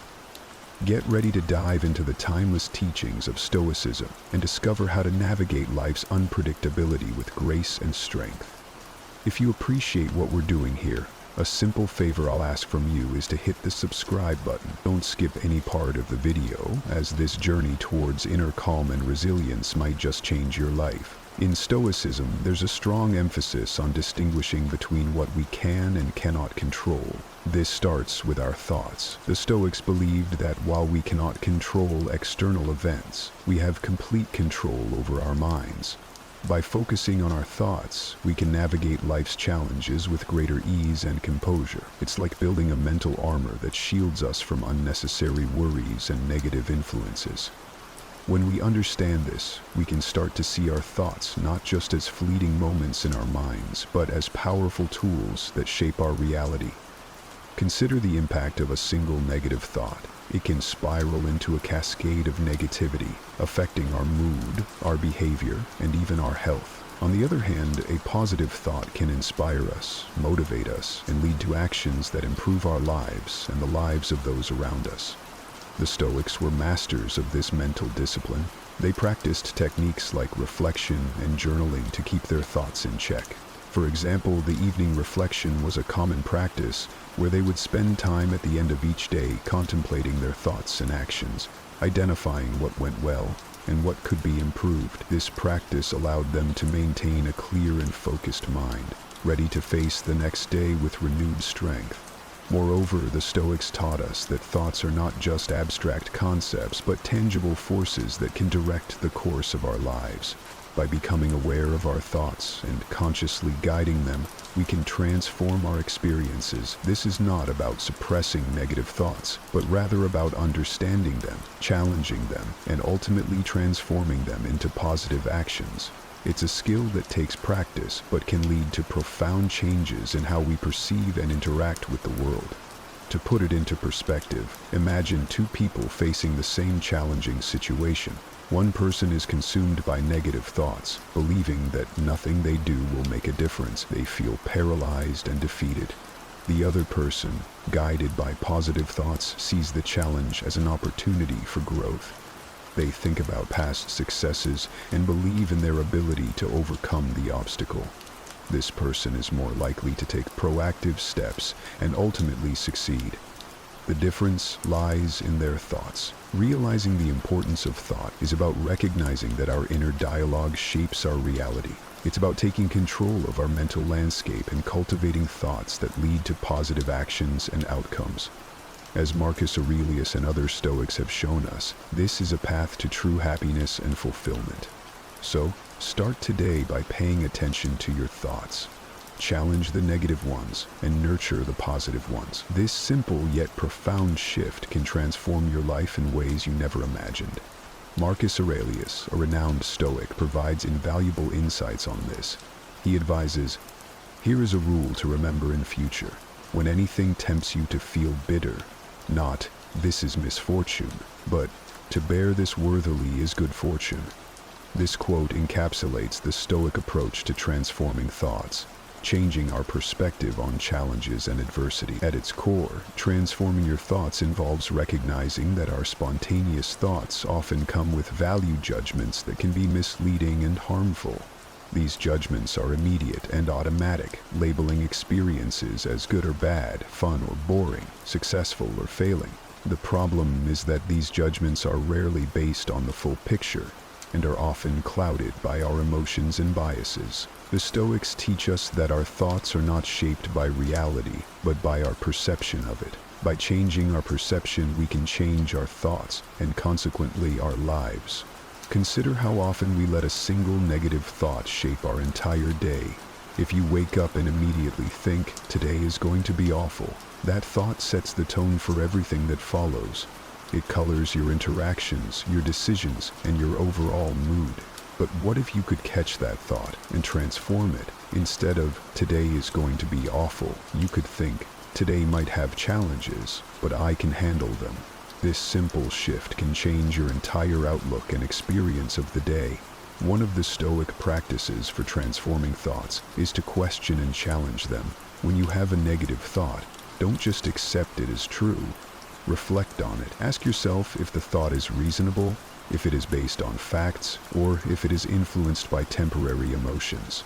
For example, after a tough meeting at work, you might think, "I'm terrible at my job." But is that thought reasonable? Was it just one difficult meeting out of many successful ones? Are you letting one experience overshadow your overall competence and achievements? Another powerful Stoic technique is reframing. Reframing involves taking a negative thought and finding a more constructive way to look at it. For instance, if you think, "I failed, and there's no point in trying again," you can reframe it to, "Failure is an opportunity to learn and improve. I can try again with more wisdom." This technique helps you see setbacks as part of the growth process rather than as final judgments on your abilities. The practice of gratitude also plays a significant role in transforming thoughts. Gratitude shifts your focus from what you lack to what you have, from negative aspects to positive ones. When you start feeling overwhelmed by negative thoughts, take a moment to list things you're grateful for. This practice can instantly change your mood and perspective, helping you see the abundance and opportunities in your life rather than the challenges and deficiencies. Furthermore, Stoics emphasize the importance of living in accordance with nature and understanding our role within the larger context of the world. This broader perspective can help transform our thoughts by reminding us that we are part of something greater and that our individual experiences, while significant, are just one piece of the larger puzzle. It encourages us to accept what we cannot change and focus on what we can control, our thoughts and actions. In practical terms, transforming your thoughts might also involve regular journaling, a practice that many Stoics, including Marcus Aurelius, engaged in. Writing down your thoughts allows you to examine them objectively, understand their origins, and decide how you want to address them. It's a way to declutter your mind and gain clarity. Learning to transform your thoughts is about recognizing the power of perception, questioning and reframing negative thoughts, practicing gratitude, and understanding your place in the larger scheme of things. By adopting these Stoic principles, you can cultivate a mindset that not only endures, but thrives in the face of life's challenges. This shift in thinking is not just a mental exercise, but a profound way to reshape your entire approach to life, leading to greater peace, resilience, and fulfillment. The term premeditatio malorum translates to premeditation of evils or anticipation of adversity, and it was a technique regularly employed by Marcus Aurelius and other Stoics to foster resilience and mental fortitude.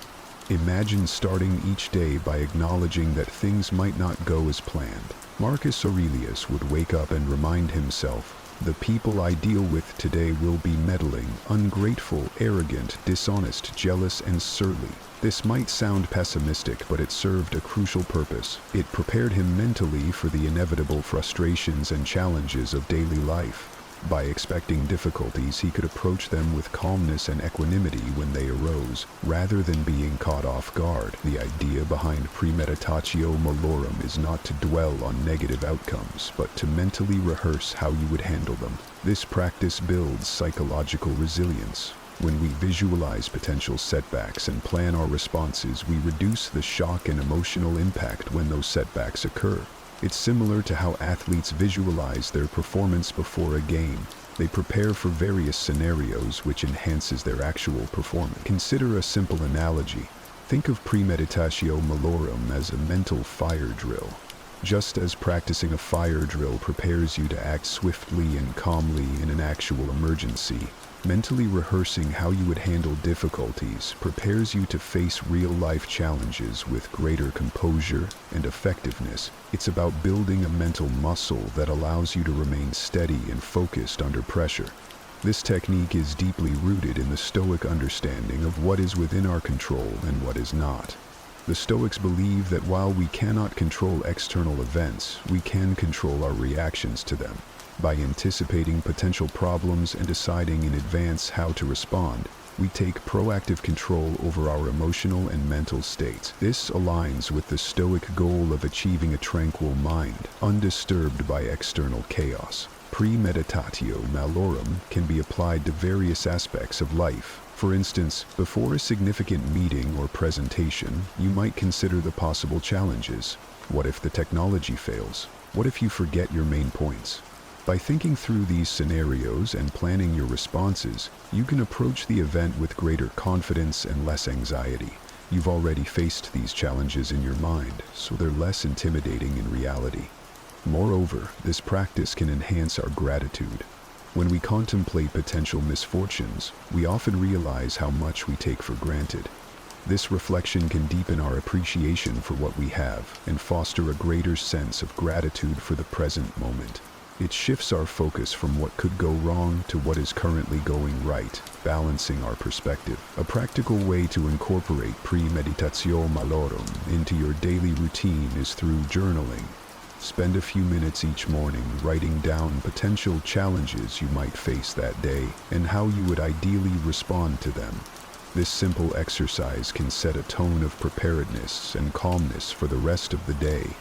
Additionally, it's beneficial to periodically reflect on past adversities and how you handled them. This reflection can reveal patterns in your responses, highlight areas for improvement, and reinforce your resilience. By recognizing that you have successfully navigated challenges before, you build confidence in your ability to handle future difficulties. Practicing premeditatio malorum is about embracing the reality that life is unpredictable and often challenging. By mentally preparing for these challenges, we can face them with greater strength and serenity. This Stoic practice helps us build resilience, maintain control over our emotional responses, and foster a deeper appreciation for the present.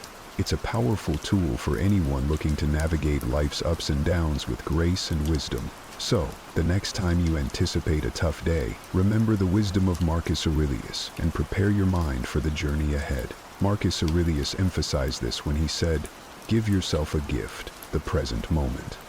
This statement is a call to embrace the here and now, to fully immerse ourselves in the current moment, free from the regrets of the past and the anxieties of the future. The Stoics believe that the present moment is all we truly have. The past is unchangeable, and the future is uncertain. Dwelling too much on either robs us of the peace and clarity that come from being fully engaged with the present. When we focus on the present, we can better appreciate the world around us, the people we interact with, and the tasks we undertake. It's about finding joy and fulfillment in the here and now, rather than postponing happiness for some uncertain future. Consider the way we often get lost in our thoughts about what has already happened or what might happen. We replay past mistakes or anticipate future problems, and this mental chatter keeps us from truly experiencing life. For example, how often have you been in a conversation but found yourself thinking about what you need to do later, or regretting something you said earlier? This robs you of the ability to connect genuinely with the person in front of you and to fully appreciate the interaction. Living in the present also means letting go of the need to control everything. The Stoics taught that we should accept what is outside our control and focus on what we can influence, our own thoughts and actions. This acceptance can be incredibly liberating. When we stop trying to control the uncontrollable, we reduce our stress and anxiety, allowing ourselves to be more at peace with whatever comes our way. It's about finding serenity in the midst of chaos by anchoring ourselves in the present moment. One practical way to live in the present is through mindfulness. Mindfulness is the practice of bringing your attention to the present moment without judgment. This can be done through simple exercises like focusing on your breath, observing your surroundings, or engaging in a task with full attention. By practicing mindfulness, we train our minds to return to the present whenever they start to wander. This can greatly enhance our ability to stay focused and calm, even in stressful situations. The practice of mindfulness has been shown to have numerous benefits, including reduced stress, improved emotional regulation, and increased overall well-being. When we are mindful, we are better able to handle life's challenges with grace and resilience. We become more attuned to our thoughts and emotions, allowing us to respond rather than react impulsively. Another way to cultivate living in the present is through gratitude. Taking time each day to reflect on what we are grateful for helps shift our focus from what we lack to what we have. This practice can bring a sense of abundance and contentment. When we appreciate the small moments of joy and beauty in our daily lives, we anchor ourselves more firmly in the present. Moreover, living in the present encourages us to fully engage with our activities, no matter how mundane they may seem. The Stoics believed in doing every task, no matter how small, with excellence and attention. This means being fully present in whatever you are doing, whether it's washing the dishes, working on a project, or spending time with loved ones.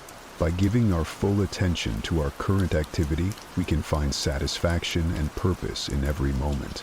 It's also important to recognize the impact of technology on our ability to live in the present. Our constant connectivity can pull us out of the moment as we check emails, social media, and messages. Setting boundaries with technology and creating moments of disconnection can help us reclaim our presence. This might mean having device-free times, such as during meals or before bed, to fully engage with our surroundings and the people we are with. Living in the present is about embracing the here and now, letting go of past regrets and future anxieties, and focusing on what we can control, our thoughts and actions. By practicing mindfulness, gratitude, and fully engaging with our activities, we can cultivate a deeper sense of peace, fulfillment, and resilience. As Marcus Aurelius and other Stoics have shown us, the present moment is a precious gift, and learning to live in it can transform our lives. Marcus Aurelius, despite his responsibilities as a Roman emperor, took time each day to reflect on the simple privilege of being alive. He said, "When you arise in the morning, think of what a precious privilege it is to be alive, to breathe, to think, to enjoy, to love." This profound sense of gratitude is not just about acknowledging the good things in life, but about fostering a deeper appreciation for every moment and experience.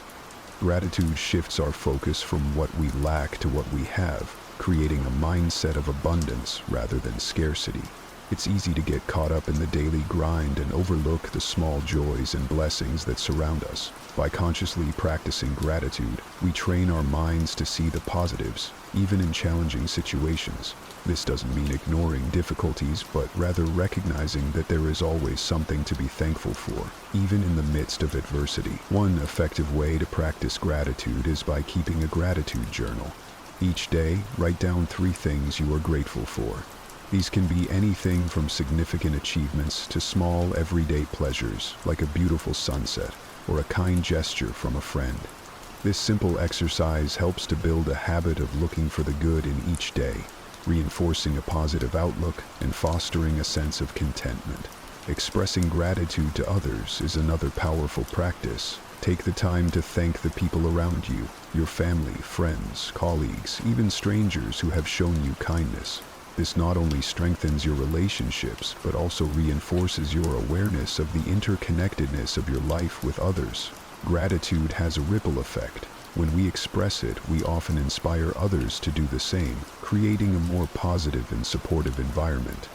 In the context of Stoicism, gratitude also involves accepting and appreciating the present moment as it is, without longing for what is not. This is encapsulated in the Stoic concept of amor fati, or love of fate. It's about embracing all aspects of life, including the challenges and setbacks, as part of our journey. By viewing everything that happens to us as an opportunity for growth and learning, we can cultivate a deep sense of gratitude for the entirety of our experience. Gratitude can also be a powerful antidote to negative emotions like envy and resentment. When we focus on what we have and appreciate it fully, we are less likely to feel envious of others. Envy arises from a sense of lack, but gratitude reminds us of our abundance. Similarly, resentment often stems from unmet expectations and perceived injustices. Practicing gratitude shifts our perspective, helping us to let go of these negative feelings and embrace a more positive and forgiving outlook. Moreover, gratitude has numerous psychological and physical benefits. Research has shown that people who regularly practice gratitude experience better sleep, lower stress levels, and improved mental health. Gratitude enhances our overall well-being by promoting a positive mindset and reducing the impact of negative emotions. It helps us build resilience, enabling us to bounce back from setbacks more effectively. Incorporating gratitude into your daily routine doesn't require drastic changes. It can be as simple as taking a few moments each morning to reflect on what you are thankful for, or ending your day with a gratitude meditation. This practice aligns with the Stoic tradition of reflection and mindfulness, encouraging us to live with intention and awareness. Practicing gratitude is a powerful way to enrich our lives and align with the principles of Stoicism. By focusing on what we have, expressing appreciation to others, and embracing all aspects of our experiences, we can cultivate a mindset of abundance and contentment. Gratitude helps us navigate life's challenges with grace, build stronger relationships, and enhance our overall well-being. Marcus Aurelius once said, "You have power over your mind, not outside events. Realize this, and you will find strength." Are you familiar with the frustration of a mind cluttered with noise, the agony of indecision, or the paralysis by analysis that comes with overthinking? We've all been there. Replaying conversations, anticipating outcomes, and trying to solve an endless string of what-ifs in our heads. Today, we will tackle this challenge head-on with 10 practical strategies to conquer overthinking. If you're looking for ways to break this cycle and reclaim your mental space, make sure to hit the notification bell and subscribe. Now, let's dive in. 1. Visualize your overthinking as an external force. Overthinking can sneak up on you like fog rolling in on what was a clear day. It starts as a single worry or idea, but quickly expands until it can knock you off your feet. It's a common struggle in today's fast-pacing world, where information hits us like hail in a storm. Our minds get crowded with thoughts of what if, what next, what could have been. Marcus Aurelius, the Stoic philosopher king, once said, "The happiness of your life depends upon the quality of your thoughts." This brings us to our first technique, seeing overthinking as an external force. This isn't about making an enemy out of your thoughts, but recognizing that these thoughts are not the core of who you are. They are invaders of your peace. Imagine those invasive thoughts as clouds passing over a mountain.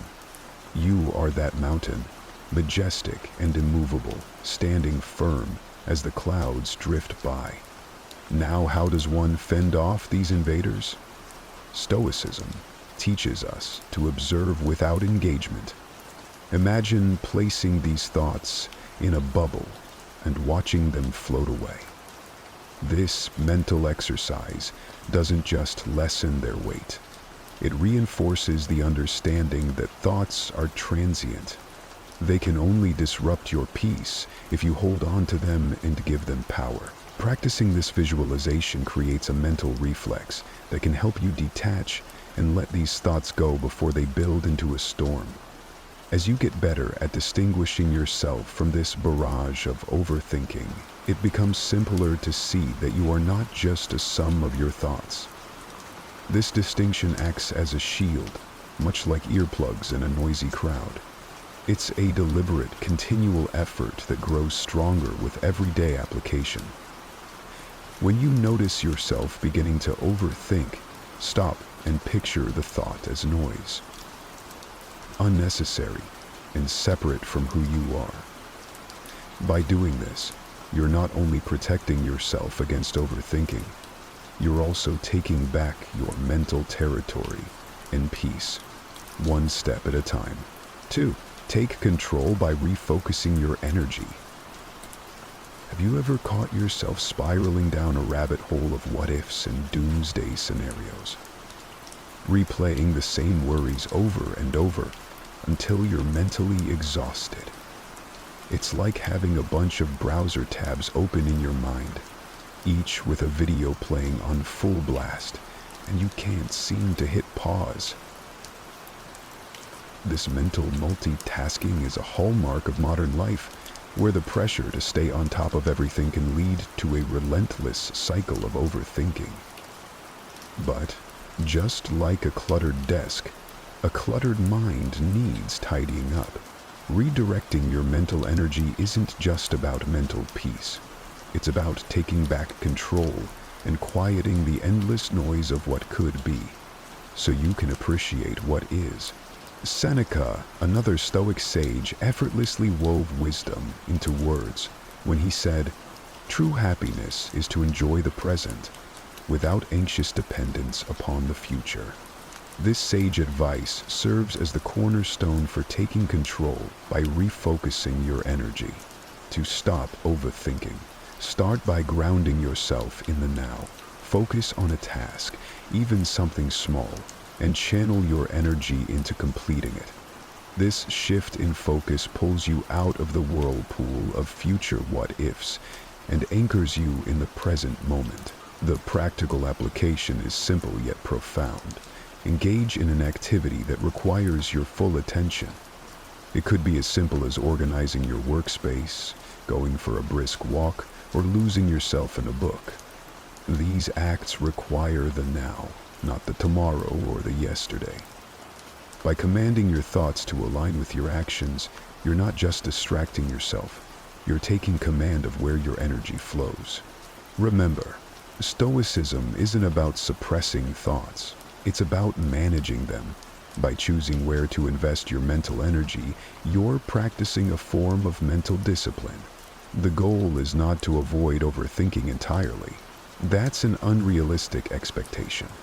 The goal is to recognize when your thoughts do not serve you and to have the tools to redirect them. It's like training a muscle. The more you exercise this power of refocusing, the stronger and more resilient your mind becomes. You'll find that the once overwhelming tide of overthinking can be tamed, wave by wave, with deliberate action and presence. 3. Embrace eventually moving on. This visualization not only provides immediate relief, but also instills a deeper understanding that the nature of thought is to change. Making this practice a part of your daily routine can transform your relationship with your thoughts. It's not about forcing them out, but rather allowing them to leave. Letting go isn't giving up. It's an act of courage. It means you're choosing to not let redundant thoughts rent space in your head rent-free. As you get better at this, you'll notice a newfound mental space, a quietness that was always there, just hidden beneath the noise of overthinking. 4. Create a worry period. It's a common human experience to have worries nagging at the back of our mind. Persistent, like the hum of a refrigerator, always there, sometimes barely noticeable but unmistakably present. These worries can hijack our thoughts at any hour, often when we're trying to concentrate on work, enjoy time with friends, or even when we're trying to sleep. It's like our mind is a stage, and these concerns are the uninvited actors who won't leave. But consider this wisdom from the Stoic teacher Epictetus. If you want to improve, be content to be thought foolish and stupid. This quote may seem off track, but it's a bold reminder to prioritize our peace of mind over succumbing to worry in fear of seeming complacent or naive. Creating a worry period is a strategic way to give these concerns their moment on the stage, but only during the encore, not the main act. Set aside a specific time each day, maybe 20 minutes in the afternoon, when you're allowed to give these worries your full attention. During this designated time, dive into your worries, scrutinize them, understand their roots, and maybe even jot them down. What are you really worried about? How likely are these scenarios? What can you do about them? This focused session often reveals that many of our worries are like shadows, seemingly large but without much substance. When you face them head on, they lose their power. This process also teaches your mind that there's a time and place for worry, and it's not all day, every day. When the worry period ends, you move on. You've given your worries their allotted time. and now you put them aside. By compartmentalizing in this manner, you can regain control over your day. The goal isn't to stop worrying completely. That's impossible. But by containing your worries, you reduce their impact on your life. This technique is like tidying your mental room, putting thoughts where they belong and enjoying the tranquility of ordered space. You'll likely find that worries lose their power when they're not allowed to roam free, and life becomes a bit lighter, a bit more enjoyable. 5. Break down overwhelming thoughts into actionable steps. When overthinking strikes, it can feel like we're carrying the weight of an enormous boulder. The size of our worries seems to match the weight of the world, and we're pinned under the heavy cloud of our own thoughts. This sensation is not unique to us. It's a shared human condition, exacerbated in a world that demands high performance in all areas of life: work, relationships, personal growth, and social status. The pressure to excel can paralyze us with indecision and fear. As a guiding light through this fog of overthinking, Marcus Aurelius once offered, "The impediment to action advances action. What stands in the way becomes the way." This profound insight forms the bedrock of our 5th technique, transforming overwhelming thoughts into actionable steps. When your mind is racing with a big worry or complex problem, the trick is to slice it down into smaller, manageable pieces. Ask yourself, what's the very next step I can take? Not all 5, 10, or 20 steps down the line, but just the next one. Acting on just one small step may seem trivial, but it's a powerful antidote to overthinking. By focusing on one action, you redirect energy from worrying to doing. It's a bit like untangling a giant knot. By working on one small tangle at a time, you aren't dismissing the complexity of your concerns. You're navigating through them with purpose and precision. The beauty of this technique is in its simplicity and effectiveness. Each small step you take builds momentum, and as you look back, you realize that boulder of worry is now a pile of pebbles. You've crossed over, one step at a time. This method teaches patience, resilience, and trust in one's ability to confront challenges head-on. Suddenly, what once seems insurmountable is behind you, and your overthinking is replaced with a sense of accomplishment and clarity. 6. Shift your perspective to gratitude. Our minds can be tricky. They often lure us into a maze of overthinking about what we lack, what could go wrong, or what we have yet to achieve. This is a relentless loop that can leave us feeling drained and discontent. Overthinking often stems from a focus on the negatives, or the not yet in life, overshadowing the good that's already present. Seneca once said, "True happiness is to enjoy the present without anxious dependence upon the future." This nugget of Stoic wisdom is a call to shift our perspective from lack to abundance, from overthinking to gratitude. It's about recognizing the value of the present moment and the many blessings we often overlook when we're busy worrying about what's to come. The practice of gratitude pulls us out of the ruts of our minds and plants us firmly in the rich soil of now, where life is actually happening. To make this shift, start by acknowledging 3 things you're grateful for each day. They don't have to be grand, they just need to be genuine. It could be as simple as a delicious cup of coffee, the comfort of your favorite hoodie, or a message from a friend. This simple practice can pivot your mind away from the cycle of overthinking and towards a sense of appreciation for what is right now in your life. By anchoring yourself in gratitude, you're not only silencing the noise of overthinking, but also enriching your daily experience. Gratitude magnifies the positive in our lives and can slowly but surely transform our inner dialogue from one of scarcity to one of abundance. Over time, this new perspective can change how you approach life's challenges, turning them into opportunities to further recognize and appreciate what's already good in your world. This isn't just about feeling better in the moment. It's about building a foundation of contentment that can sustain you through the inevitable ups and downs life throws your way. 7. Focus on effort, not outcome. Overthinking is often the result of our mind's dance with the future, its outcomes, its what-ifs, and its relentless possibilities of failure and disappointment. This projection into the future can paralyze us with fear, as we obsess over the potential consequences of our actions, rather than the actions themselves.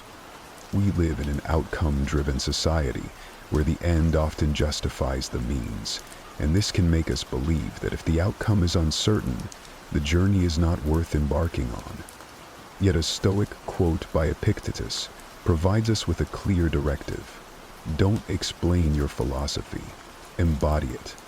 Stoicism teaches us to focus on our efforts and intentions rather than the outcomes we can't control.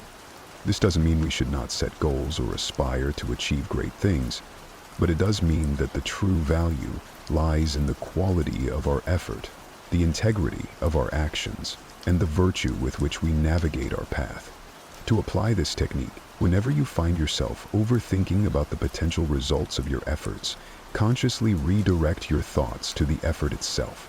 Ask yourself, are you doing your best? Are you acting with good intent? Are you staying true to your values? This approach is about being fully present in the process, putting in the work, and knowing that it is where your responsibility ends. Its focus on effort can liberate us from the chains of overthinking. It allows us to be in the moment, give our best, without the heavy shadow of what could be darkening our experience. It transforms our actions from mere steps towards an outcome into expressions of our character and commitment. With this shift in focus, you find that your path is not just a means to an end, but an embodiment of living with purpose, where each step is an accomplishment in itself. 8. Practice voluntary discomfort. Our minds often lead us into a whirlpool of overthinking when faced with potential discomfort or change. We play scenarios over and over, trying to predict every outcome, preparing for every possible discomfort. This mental rehearsal can be exhausting. The comfort zone becomes a mental prison where growth is stunted and overthinking becomes the warden. Marcus Aurelius once remarked, "The art of living is more like wrestling than dancing." This reflects the Stoic practice of engaging with challenges head-on, rather than avoiding them. By practicing voluntary discomfort, we can train our minds to handle uncertainty and reduce overthinking. It's about small, chosen actions that take us out of our comfort zones, teaching us resilience and adaptability. To integrate this into modern life, start with something small, like taking a cold shower, sleeping without a pillow, or walking instead of driving. Do something that disrupts your normal routine and sit with whatever feelings arise without judgment. This isn't about punishment. It's about showing yourself that discomfort isn't as scary as your overthinking mind makes it out to be. Voluntary discomfort has the paradoxical effect of increasing comfort with the various aspects of life. By routinely stepping into what's uncomfortable, the unfamiliar becomes familiar, and the mind learns to quiet. It becomes less reactive to change and more focused on what can be controlled, your responses. This powerful shift in perspective not only lessens overthinking, but also builds a core of inner strength that is unshaken by the ebbs and flows of life's circumstances. 9. Reflect on the transience of life. When we're caught in the storm of overthinking, it's often because we've zoomed in too closely on the minute details of our lives, losing sight of the bigger picture. Our thoughts become a tangle of what if this happens, or what if that doesn't work out, causing us to lose perspective. This microscopic view can make even the smallest issues appear insurmountable, consuming our mental space and energy. Seneca once wrote, "We are not given a short life, but we make it short, and we are not ill-supplied, but wasteful of it. This poignant reminder encourages us to reflect on the fleeting nature of our existence. Each moment spent overthinking is a moment not fully lived, a slice of life not savored. Stoicism prompts us to ask ourselves whether our worries will hold any weight in the grand timeline of our lives. To counteract overthinking, then, we should regularly take a step back and consider our life in its entirety. Recognize that many of the things that consume our thoughts are transient and, in the long run, insignificant. When you feel overwhelmed by your thoughts, pause and remind yourself that life is fleeting. Ask if this moment of overthinking is truly worthy of the limited time you have. By contemplating the transience of life, we naturally prioritize our experiences and concerns. This isn't a call to become morose or indifferent, but rather to cherish the present and to focus on what truly matters. It's a powerful antidote to overthinking because it aligns our attention with the present, enriches our appreciation for the now, and diminishes the weight of future-focused anxieties. Let the ephemeral nature of life not be a source of anxiety, but a canvas on which you paint with the vivid colors of presence and engaged living. 10. Seek wisdom from outside yourself. Our own minds can sometimes feel like a maze, where each turn leads to more confusion and overthinking. We try to solve a puzzle, only to find that the pieces keep multiplying, leaving us feeling stuck. This is the problem of overthinking in a nutshell, a cycle that starts and ends within the confines of our own thoughts, often without a clear exit. Seneca, a man celebrated for his wisdom, said, "Consult your friend on everything, especially on those matters concerning yourself. His counsel may then be useful where your own self-love might impair your judgment." These simple words encapsulate a profound truth that can help navigate the stormy seas of overthinking. Stoicism teaches us that seeking insight from outside ourselves can break the cycle of rumination. It could be the fresh perspective of a friend, the impartial advice of a mentor, or the timeless wisdom found in literature. Now, to apply this in a modern context, look for people whose opinions you trust and respect. It could be someone from your circle or a professional with the experience to guide you. Sharing your thoughts with them can help in two ways. It provides clarity as you articulate what's in your mind, and it opens the door for objective feedback that you may have missed while overthinking.